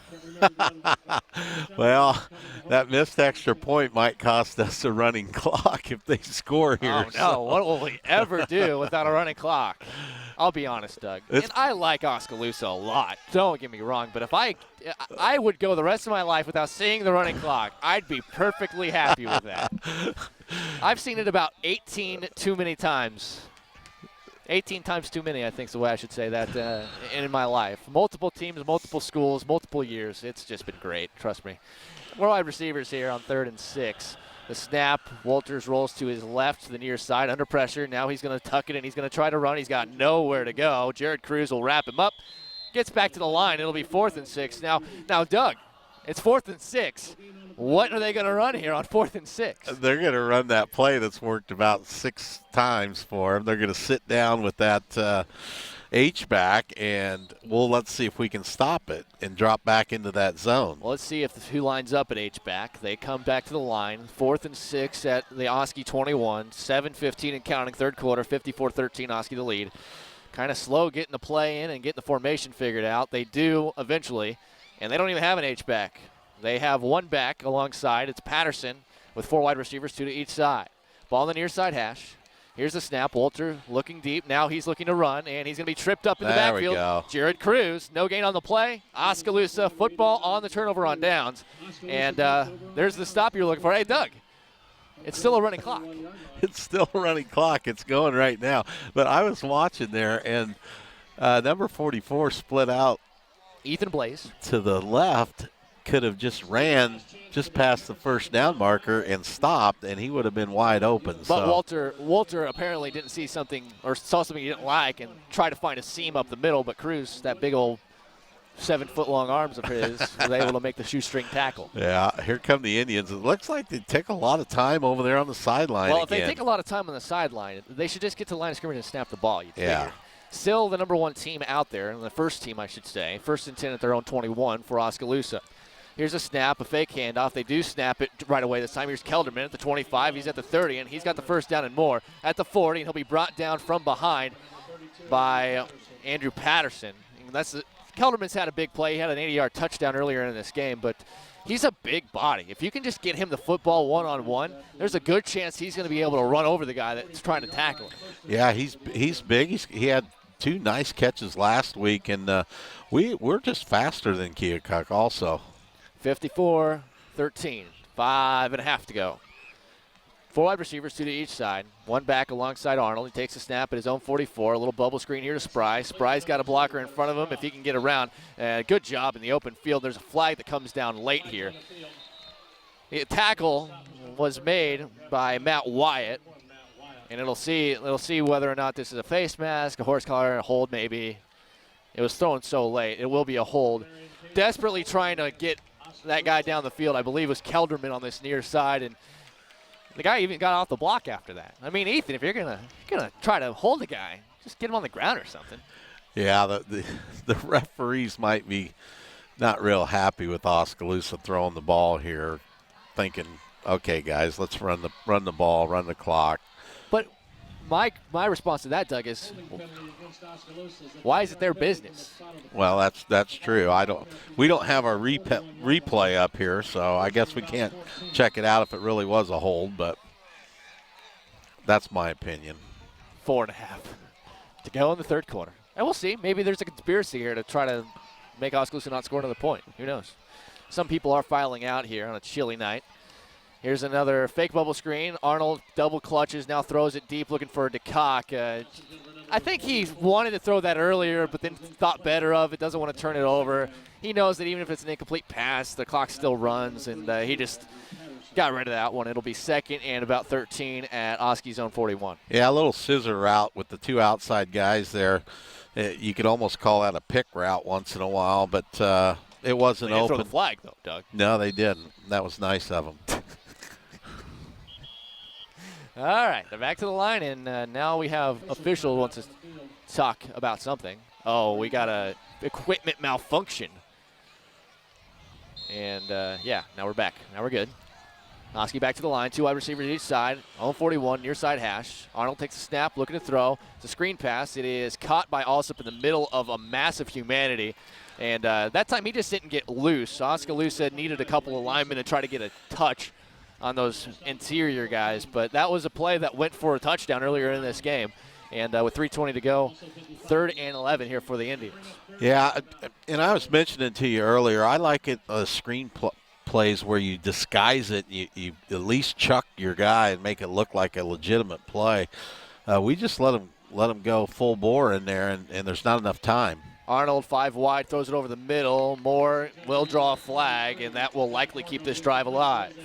That was Dylan Jeffers, who's their leading tackler. We haven't said his name really hardly at all in this game, and he was in one-on-one coverage, and looked like there was plenty of contact there, and the pass interference will be whistled on him and an automatic first down to keep this drive going for Oskaloosa. Things are rolling right along here, Emery. We're down to 2:39.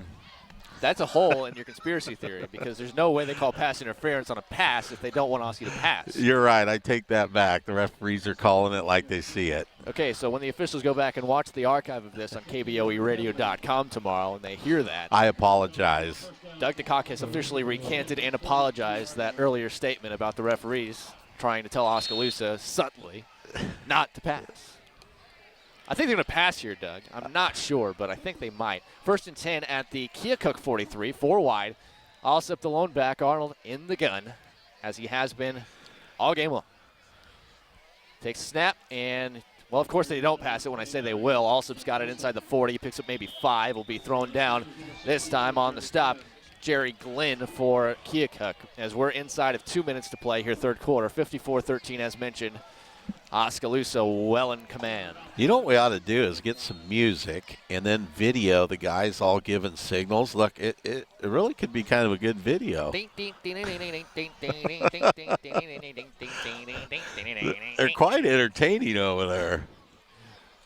2 wide receivers, or 3 wide receivers near side, one to the far side and one-on-one coverage. Here's going to be a fake handoff to Alsop. Here is Arnold, makes the first guy miss, lowers his shoulder, and will go out of bounds.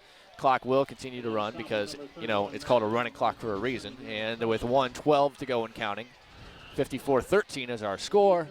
And there's people leaving like they saw a clown here. Oh. We didn't need to bring up the scary clowns around I sightings. think it's all fake. I think so, too. I'm glad the referees decided it was a good time to stop the clock and make a measurement here.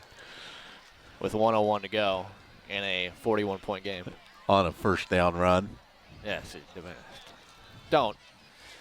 I've learned, Doug, it's better just in life in general to not ask questions. Just do what you're told and stay out of the way. Well, isn't that why we have 2 ears and 1 mouth? Now, see, I don't know that. I just thought that was for symmetrical reasons. Okay. I just look really weird if somebody had 1 ear, like right between their eyes, and nothing on the side of their head. Just imagine that. That's why I thought we had 2 ears. I don't know. I don't know. I wonder what these guys behind us think about our commentary here tonight. I think we're doing great. I don't know about that. All right.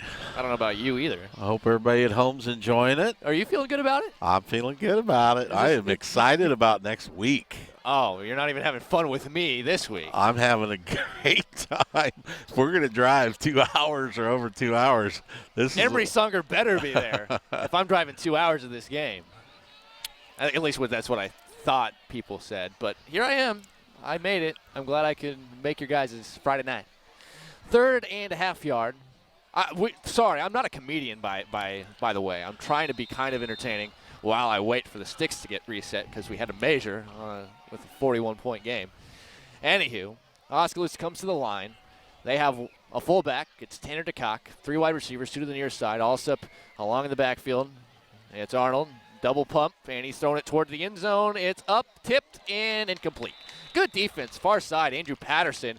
And one-on-one coverage on the far side. I believe that's Jack Moore. And, that brings up 4th and a half yard. And the way they threw that ball deep, I'm thinking Oskaloosa was going to go for it here on 4th down anyways in that kind of no man's land. You can't kick a field goal, but that makes no sense to punt. Well, I like that they try that. Last week, Jack had single coverage wide when he was a wide out, and the guy's much smaller. And Jack's 6'4", 6'5", and he can jump. I like that they give him a shot to go up and get the ball once in a while. Looks like they're going to let the clock run out on the third quarter, and when we return, we'll have the fourth quarter. Third quarter, that was a blink. If Oskaloosa can score again, we'll have a really quick fourth quarter as well. 54-13, 3 quarters of play in the books. Oskaloosa well in command. We'll be back with the fourth quarter after this. It's the game of the week on the Mahaska Zone Network. Oskaloosa Vision Center has been providing high-quality, professional eye care to the Oskaloosa area for more than 30 years. In addition to offering a wide collection of eyeglasses and contact lenses, Dr. Molly Walker and Dr. Daniel Foster provide comprehensive vision exams, medical eye care such as infection and disease treatment, as well as perform pre- and post-operative care to surgical patients. Newborn to adult, let us take care of your eye care needs. Call 641-673-4366 to schedule an appointment today. If your savings and investments are sitting on the bench instead of meeting your goals, call timeout to examine your investment lineup. Your game plan should include getting some investment advice from an experienced investment professional. I'm Bob Auld of Robert Auld Investments, an investment advisor with over 20 years of experience in Oskaloosa and southern Iowa. I would like to assist you with your investment strategies. Call 673-9448 or toll free at 1-800-444-ALD. 54-13, Oskaloosa now with a fourth and about a half yard at the Keokuk 33. Running clock will be in effect. They lead it by 41. You need 35 points to do that. Emery Songer, Doug DeCock, we are back. We are live. We are in color on KBOEradio.com. You know, back in the old days before I was born, they would say that they were in color because it wasn't always a given that they were in color. You're too young for that. It's been color ever since you were born. Yeah, but I mean, it's still cool that that was a thing. Keeper, and Arnold's got the first down and gets close to the 30, and that'll move the sticks. Oskaloosa going for it on fourth down. They can't be sad or mad about that, right? No. Here we go. 11:45. And I'm not talking about the fish. I'm talking about Keokuk. I mean, Right. you're not going to putt from there. I really would like to see Cole Henry get in the ball game, though, at quarterback and get some reps with, even with if they're going to leave the first guys out there, first team guys, just get a few reps with them. Three wide receivers far side, one man-to-man coverage to the near side. Looks like Cruz. Arnold taking his time, and why not?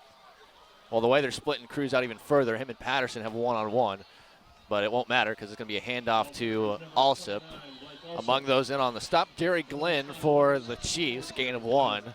And, Doug, as this game continues to wind down, Oskaloosa feels really good. Not only do they get this win here, but they are in sole possession of second place, knowing there's only 2 spots in each district that get a playoff spot. And a basic win when you're in a situation next week as Arnold drops back, throws it. Ball was tipped, but still caught by Cruz at the 25. He's at the 20. Stiff-arming Patterson inside the 15 and all the way down to the 10. He is long, he is lanky, and he is a handful to bring down. Patterson eventually does, but it'll set up likely first and goal for Oskaloosa here with 10.5 to go, fourth quarter. You think they'll feel sorry for Tanner since he doesn't have a touchdown pass and throw it to him?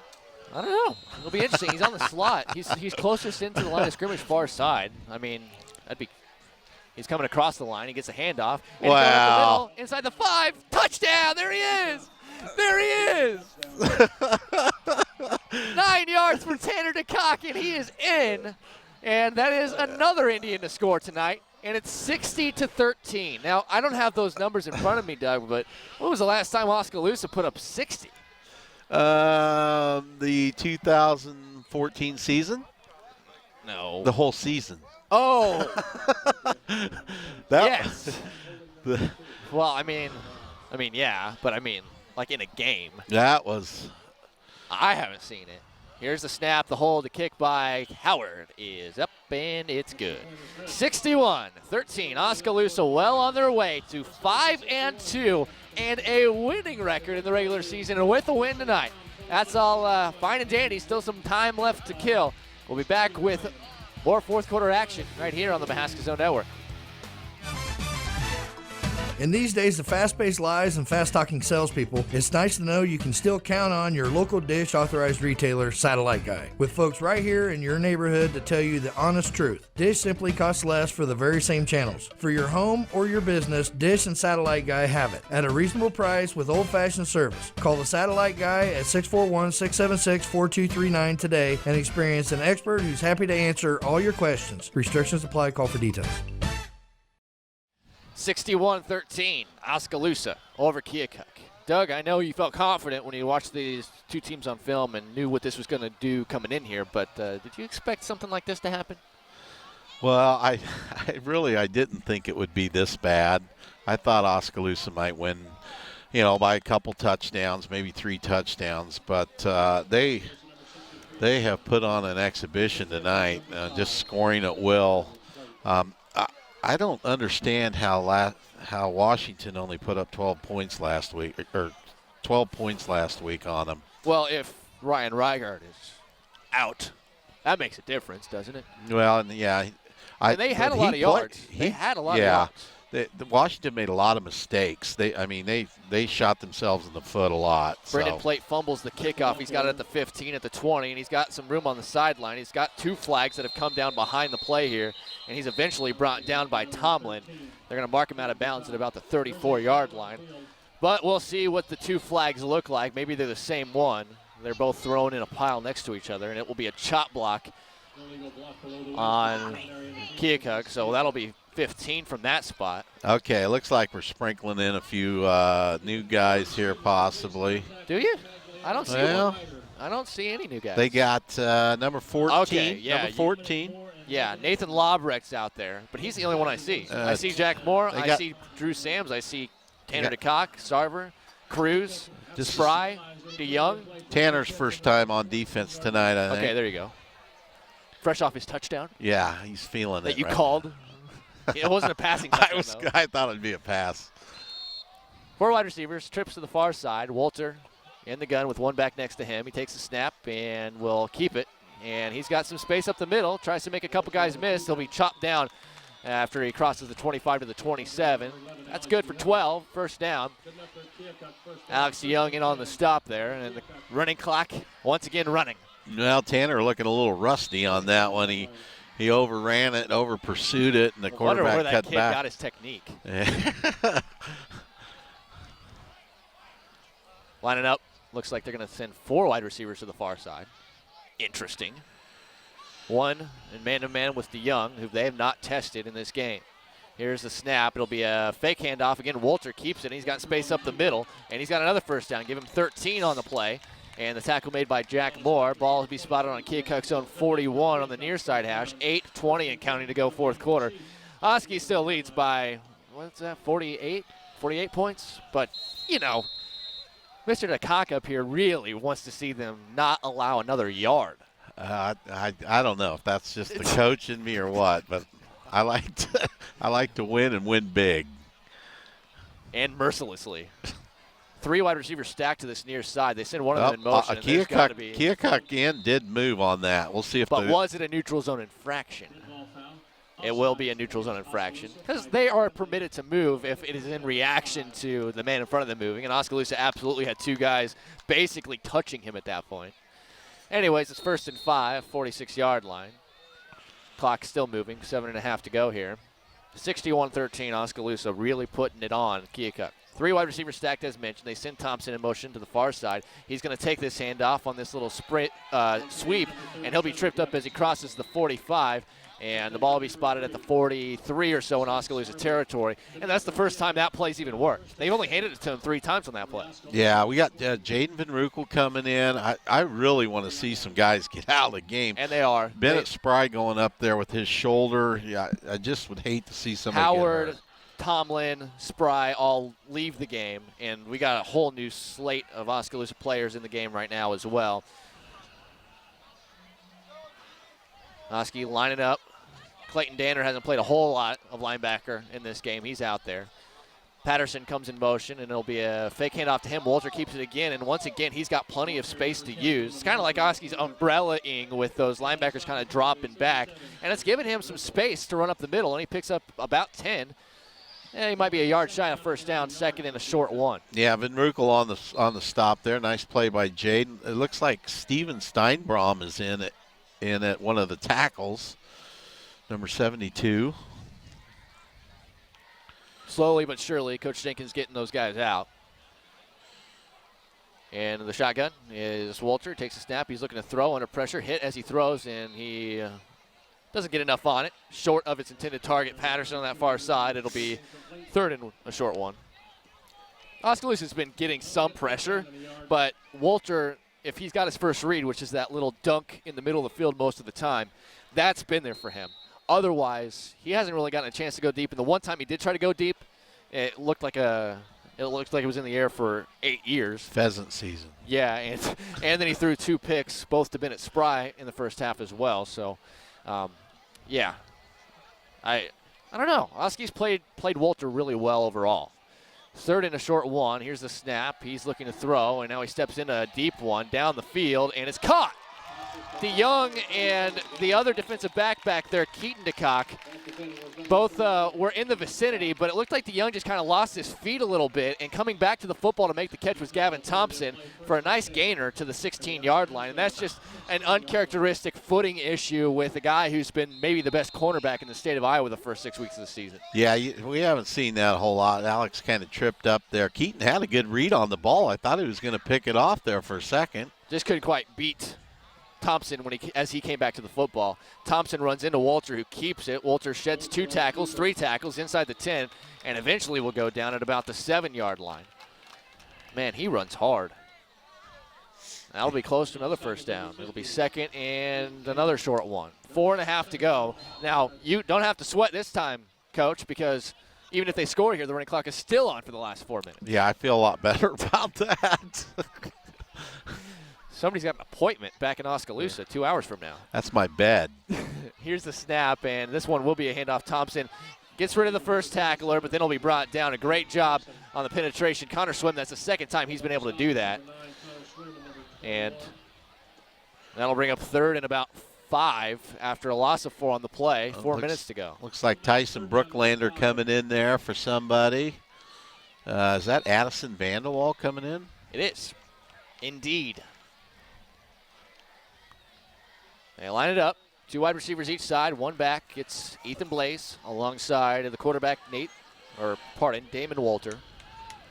Walter in the shotgun on 3rd and 5 at the Oskaloosa 12-yard line. Here's the throw across the field, nearly intercepted by DeYoung. That one was a zone coverage, and Walter absolutely did not recognize that DeYoung was still standing right there and nearly threw a pick. It was a low throw, so DeYoung couldn't come up with it, intended for Thompson.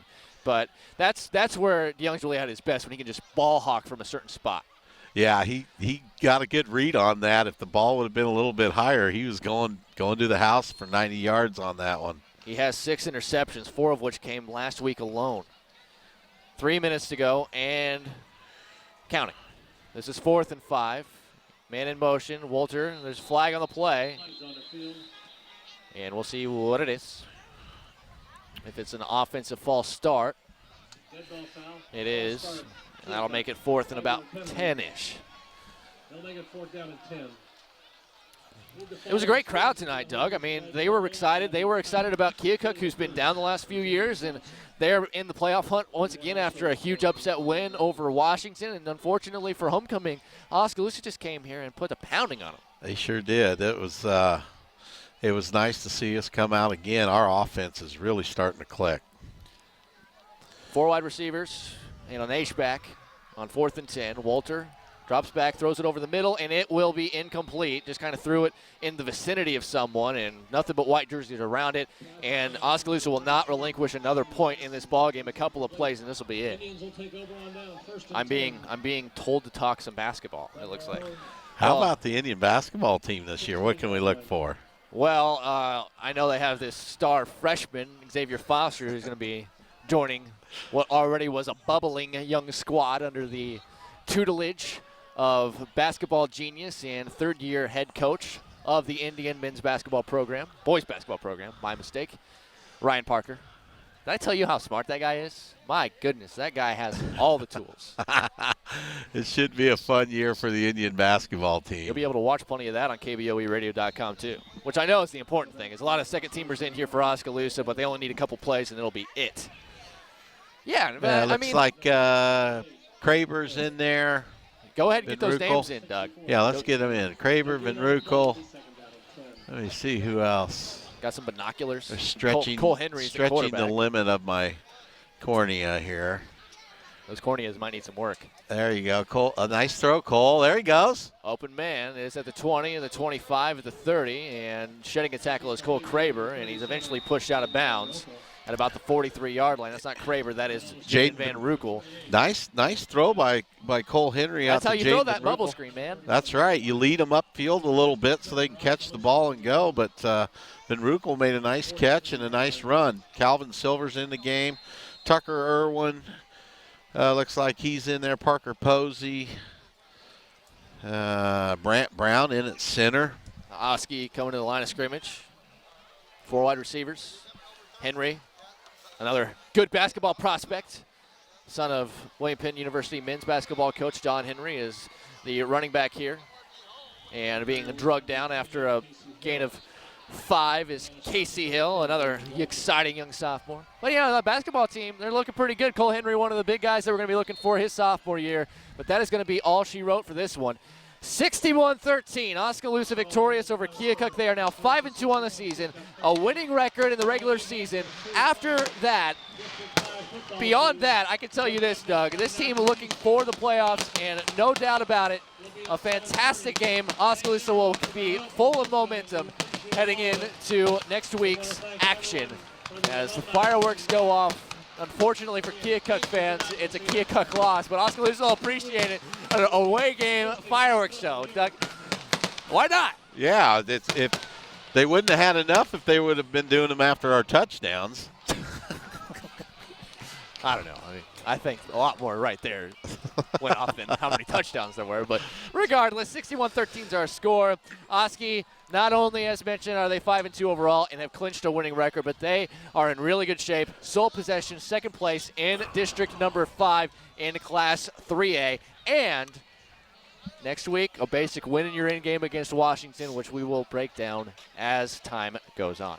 We'll take a break. When we come back, we will have the post-game show brought to you by Mahaska. We will talk all things Oskaloosa. We'll talk about our game of the week next week, which is Cardinal at Montezuma. We'll also talk about a lot of different things. What can't we talk about? Doug DeCock and I, we have all sorts of things to talk about. And we'll also hopefully have Coach Jake Jenkins join us up here in our broadcast area. That's all coming your way after this.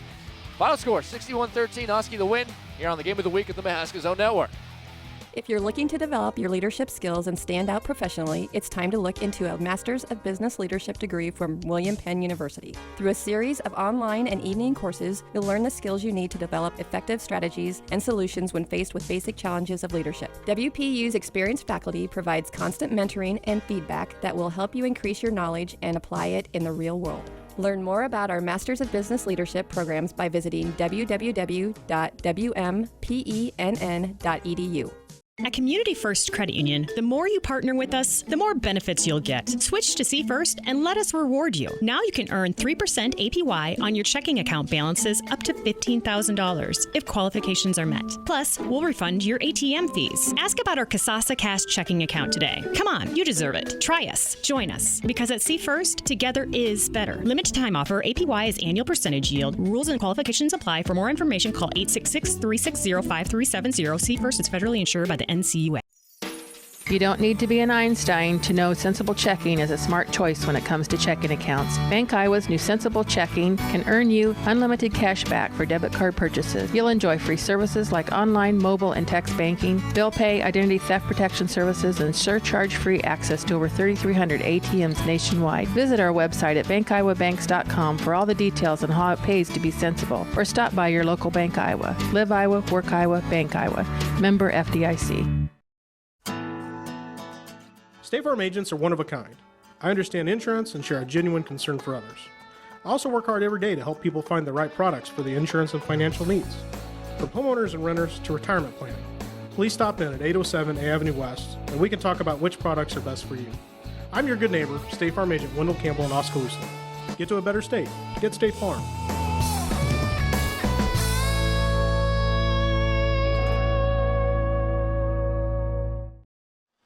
What a game. I feel like I've played football. 61-13, Oskaloosa. Wow. I mean, offensive records being broken last week. We got some more, I'm sure, broken this week, including 6 touchdown passes by Ethan Arnold, which breaks his own record from last week, which was 5. We'll have the official stats in just a little bit, but I give you 2 sentences. What happened tonight? Offensive explosion. Okay. And pursuing their goal of a playoff. He's not an English major, ladies and gentlemen, but he knows what he's talking about. And one of the things that was really important about this win tonight for Oskaloosa was they definitely still control their own destiny. And currently, they get Keokuk out of the mix. And next week set up basically a win-in-your-in scenario against Washington, who is without their quarterback. And Oskaloosa will be going in on their 2 best performances in a football game in probably the last 4 or 5 years. Yeah, next week it's all on the line. The winner's going to get that number 2 spot in the game next week, and hopefully the people in Oskaloosa will come out and support the Indians, and we can fill the stands up. It's been quite a while since there's been this big a football game for the Oskaloosa Indians, so it's all on the line next week when Washington comes to town. Of all of the things that we could talk about in terms of individual performances, 2 interceptions and a punt return touchdown by Bennett Spry, 6 touchdown passes by Ethan Arnold. I think 6 or 7 different guys scored a touchdown for Oskaloosa in this ball game. Defense bent but never really broke. And I think the most important thing was every time they needed a response, when Keokuk gave them something, they did. 0 punts for Oskaloosa in this game. The offense held the ball, never turned it over, and always scored until the last drive of the game when they just ran the clock out. Doug, those numbers, this is a team that beat Washington last week, okay? This is the kind of offensive performance in just terms of consistency that makes you feel like you have a team not only worthy of a playoff spot, but maybe a team that will put a really good team on upset alert. You know, a team that maybe hasn't lost a game this season on upset alert in the first round. Well, I think the coach is going to come out at me again because I hate to look ahead of that. It's all on next week.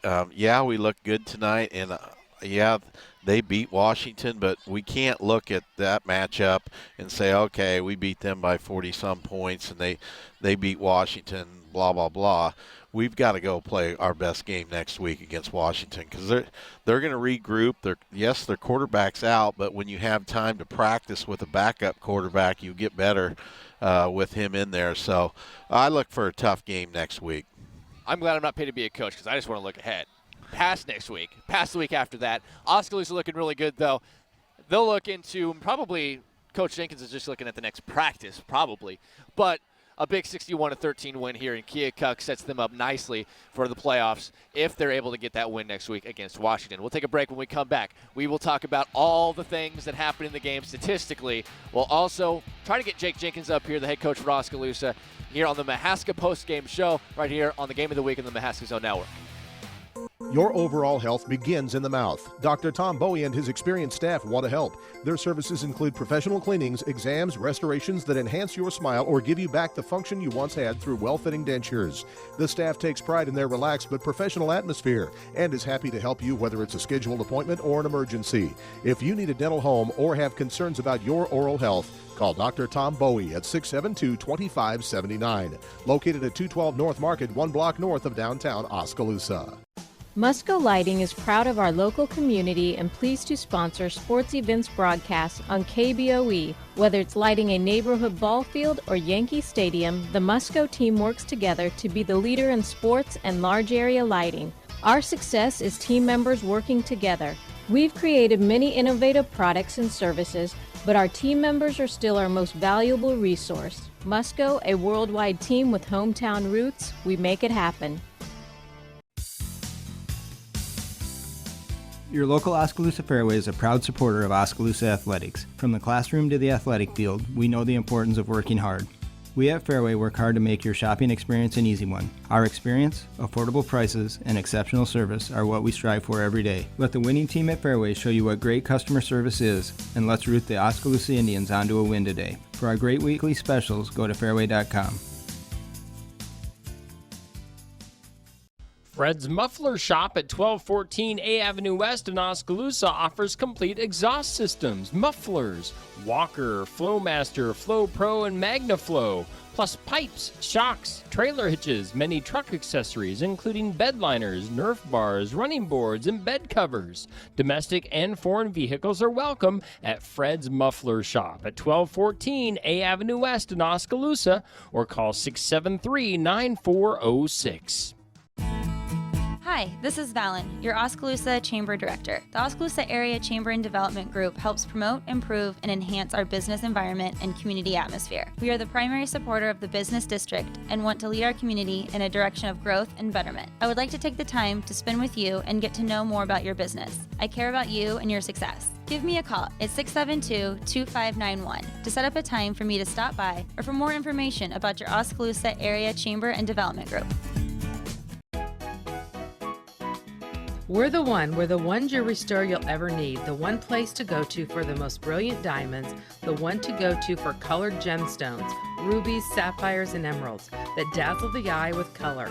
And no one does fashion rings, bridal sets, and bracelets that are guaranteed to excite like Gardner Collier Jewelry, where the area's largest selection of fine jewelry is now on sale. Choose Gardner Collier Jewelry, Quincy Place Mall, Ottumwa, and Penn Central Mall, Oskaloosa. Mahaska Drug is the store to shop for your pharmaceutical needs, crafts, gift wrap, and greeting cards, 1 hour and next day photo processing, gifts for all occasions, toys, health and beauty aids, and so much more. Mahaska Drug is a locally owned Good Neighbor pharmacy where you can get prescriptions filled 7 days a week. For your convenience, Mahaska Drug offers a covered pharmacy drive-through. There's no doubt about it, there's something for everyone at Mahaska Drug on Northeast Street, Oskaloosa. Clow Valve Company of Oskaloosa is very proud of all area students involved in any school activities. They know that being involved takes dedication and hard work put forth by each student. Clow Valve Company reminds you to support our area students in the various activities that they're involved in. School activities are important in molding young people into healthy, successful adults, as they are an important part of a good community. Congratulations to all area students from Clow Valve Company in Oskaloosa. It's the Mahaska Post-Game Show. Emery Songer alongside Doug DeCock. Our entire crew is here. And, Doug, we have the stats. Let's take a quick look. Net yards rushing, 110. It didn't felt like Oskaloosa ran the ball that many times, but 110 rushing yards for Oskaloosa, 104 rushing yards for Keokuk. Passing, 365 passing yards for Oskaloosa, most of which happened in that massive first half. 157 passing yards for Keokuk. That results, if you're not a mathematician, which I'm not, so I have this, 475 yards total offense for Oskaloosa on just 40 plays. And on 47 plays, 261 total yards for Keokuk. That results in an 11.9 points or yards per play to just 5.6 yards per play. Offensively, this was a clinic. How can Oskaloosa possibly improve on this, and what really worked for them tonight? Well, everything worked for them tonight. They were spreading the ball around. They got a bunch of different people involved. They were able to run the ball, so everything was working tonight, which was good. We hit some quick plays. I was impressed in the beginning of the game that we were patient and took what was given to us. We didn't try to force it downfield. We took the little dink and dunks and drove the ball down and got on top early. So we showed good patience, but then we started going for some home run balls there early in the second and throughout the second quarter. And it worked. That worked. It all worked. I could have gone down there and played receiver. I probably would have caught one too. Who knows? But what I will tell you is that Oskaloosa is victorious. We'll take a quick break, come back. Head coach Jake Jenkins will be here, and we'll be coming when we return on the Mahaska Zone Network. Qualifications and rules apply. See institution for details. Last play of the game, folks. And the snap. Drops back. Whoa, changes mind. Down the sideline. The 40, the 30, the 20, the 10. Kasasa! Unbelievable! Did you see that? Kasasa! Not to be a buzzkill, but what's Kasasa? We're glad you asked that. Kasasa. It's a catchy word for earning cash. Free Kasasa checking rewards you in cash each month. Ask for Kasasa at Lighton State Bank. Grow strong with us, member FDIC. Emery Songer back here, joining the Mahaska Post-Game Show with Jake Jenkins, head football coach, Oskaloosa High School coach. A lot of different ways we could start this, but take us through what your game plan was coming into the game and how it looked on the field. Was that the same way it looked in your head? Yeah, the plan was to really get after it.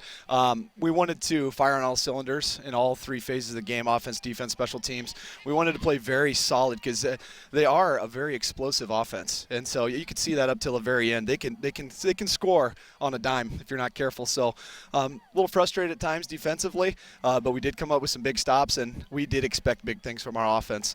We didn't know when they would happen, but we knew that they would happen. So we were expecting some big plays. 5 touchdown passes for Ethan Arnold in the week last week, in the game, in the win last week. 6 tonight. We can You talk bet. about him. We can talk about any of the 5 different guys he threw touchdown passes to. You bet. But who's maybe an unsung guy that maybe we didn't say his name enough tonight that really helps your team win tonight? I would say offensively, our O-line is really, really figuring it out. And it's, I'd say, almost led by your center, John Hurl. I mean, he's the guy up front. He's a positive leader. And then, then there's a bunch of guys from there with Heineck, and we have Posey. And we have, like I said, with Hurl and all those guys, all the big beef up front, and Tomlin, can't forget about Tomlin. They are really the unsung heroes of the night, scoring all the points. They're doing a really good job. They're figuring out their assignment, and they're executing very well. You mentioned Keokuk's offense had done good things absolutely. this season, and you guys did a good job of shutting them down for the most part. Yeah. And two interceptions from Bennett Spry. You bet. They didn't really test Alex DeYoung that much. What really worked defensively?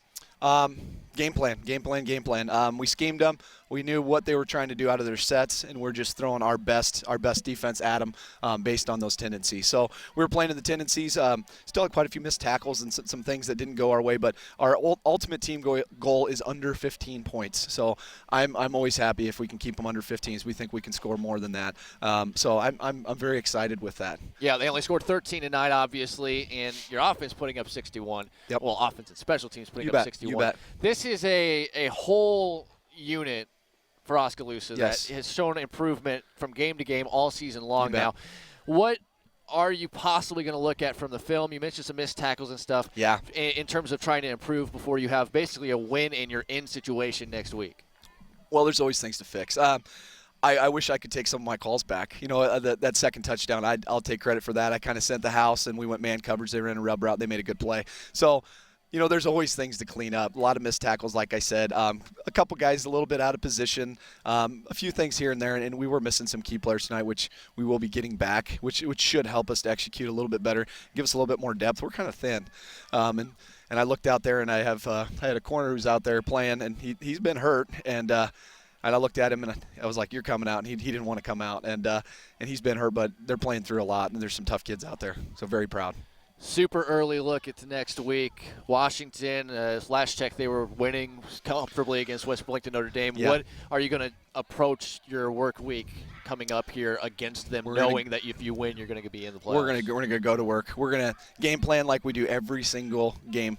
We really hit it hard. We break down a lot of film, and I feel like our coaches put in a lot of time and effort and energy.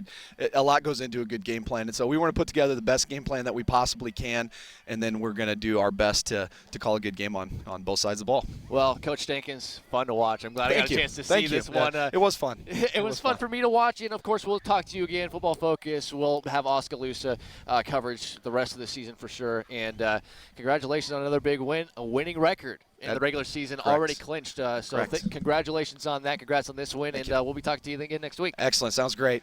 All right, we will take a break, come back, wrap things up on the Mahaska Postgame Show on the Mahaska Zone Network. If your savings and investments are sitting on the bench instead of meeting your goals, call timeout to examine your investment lineup. Your game plan should include getting some investment advice from an experienced investment professional. I'm Bob Auld of Robert Auld Investments, an investment advisor with over 20 years of experience in Oskaloosa and southern Iowa. I would like to assist you with your investment strategies. Call 673-9448 or toll free at 1-800-444-ALD. For over 35 years, Pella Printing has been leading the way in bringing your printing ideas to life with quality equipment, modern facilities, and a skilled staff. Whether it's a business card or a postcard, a book or brochure, and everything in between, Pella Printing applies old-world craftsmanship with today's cutting-edge technology to deliver the finished piece you envision. And they'll even mail it for you. Call 877-628-4941 or stop in off exit 40 behind Ulrich Motor in Pella. Pella Printing, where technology and craftsmanship meet. Football season is finally here, and Penn Central Mall is your one-stop shop for fan gear. Score the latest Oski Indians gear at the Spirit Store. Want to look your best under the Friday night lights? Maurice's and JCPenney have a huge inventory of denim, colored jeggings, graphic tees, sweaters, sweatshirts, and other winning styles for fall. Weekend rivals can find Iowa State, and NFL gear at JCPenney. Tailgate in style with games, blankets, and more from Liberty Gifts. Touchdown at Penn Central Mall for your football fun. Back here one final time. Game of the week, final. 61-13 Oskaloosa defeats Keokuk. Emery Songer, Doug DeCock. For the last time, Doug, any final thoughts about this amazing win for Oskaloosa? They've clinched a winning record. and set up a win-in-your-end scenario if they beat Washington at home next week. Now, just really impressive the last game and a half, really, the second half against Fairfield. And tonight, Oskaloosa's clicking on all cylinders. I think we're fairly healthy. So we're going into these last two home games in pretty good shape. So once again, hopefully people turn out and support the Indians as they try to get that last playoff spot. I've had fun tonight covering Oskaloosa, having covered them every game the last 2 years in football. Good to see them. Good to see some of these kids I've followed, not only in football but other sports as well. And, of course, you'll be back on the broadcast next week as Washington comes to Oskaloosa in what will be a huge game for Oskaloosa football at the Lacey Recreation Complex Stadium next Friday night. Kickoff at 7:30. You can listen to the broadcast on 99.5 FM and AM 740 KMZN, on RadioKMZN.com, and on the KMZN mobile app. As we mentioned, we have another game of the week next week. Cardinal is traveling to Montezuma, 2 area schools. Montezuma looking to try to stay alive for the playoffs. Cardinal looking to be the spoiler and maybe pull an upset at Montezuma next week. And that, of course, can be watched right here on KBOEradio.com and heard on 104.9 FM KBOE. It'll be a 7 o'clock kickoff, 6:30. The pregame show will start next Friday night. Also like to remind you, the fifth quarter show is going to be on the air 8:30 a.m. tomorrow on both 104.9 FM KBOE and on 99.5 FM and AM 740 KMZN. We'll be breaking down every single score of high school football. Starts at 8:30. Make sure you check us out as we're going to be looking at all the standings and what the playoff picture looks like in each district around our listening area. And finally, be sure to check out our Facebook page, KBOE 104.9 FM. We'll have a highlight reel of this game tomorrow as well, and you'll be able to check all of that good stuff out. And, of course, you can go back and watch this game. If you're an Oskaloosa fan, it'd be a fun one to go back and watch on KBOEradio.com.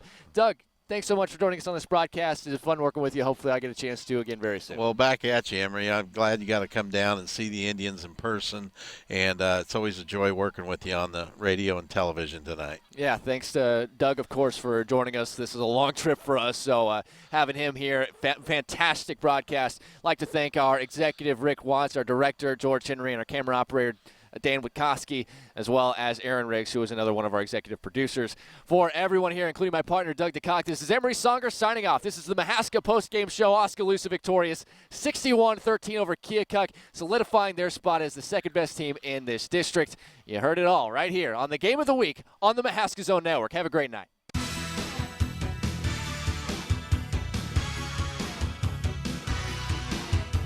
This has been Oskaloosa Indians football in the Game of the Week on 104.9 FM KBOE, 99.5 FM and AM 740 KMZN, with live streaming video all over the world at KBOEradio.com.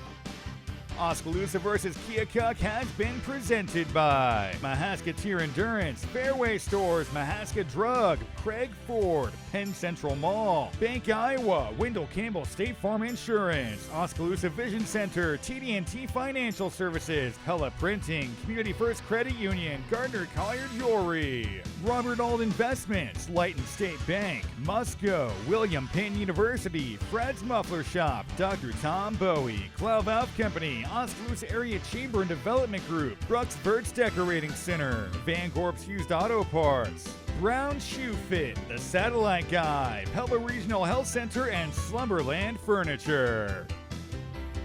This has been Oskaloosa Indians football in the Game of the Week on 104.9 FM KBOE, 99.5 FM and AM 740 KMZN, and all over the world with live streaming video at KBOEradio.com.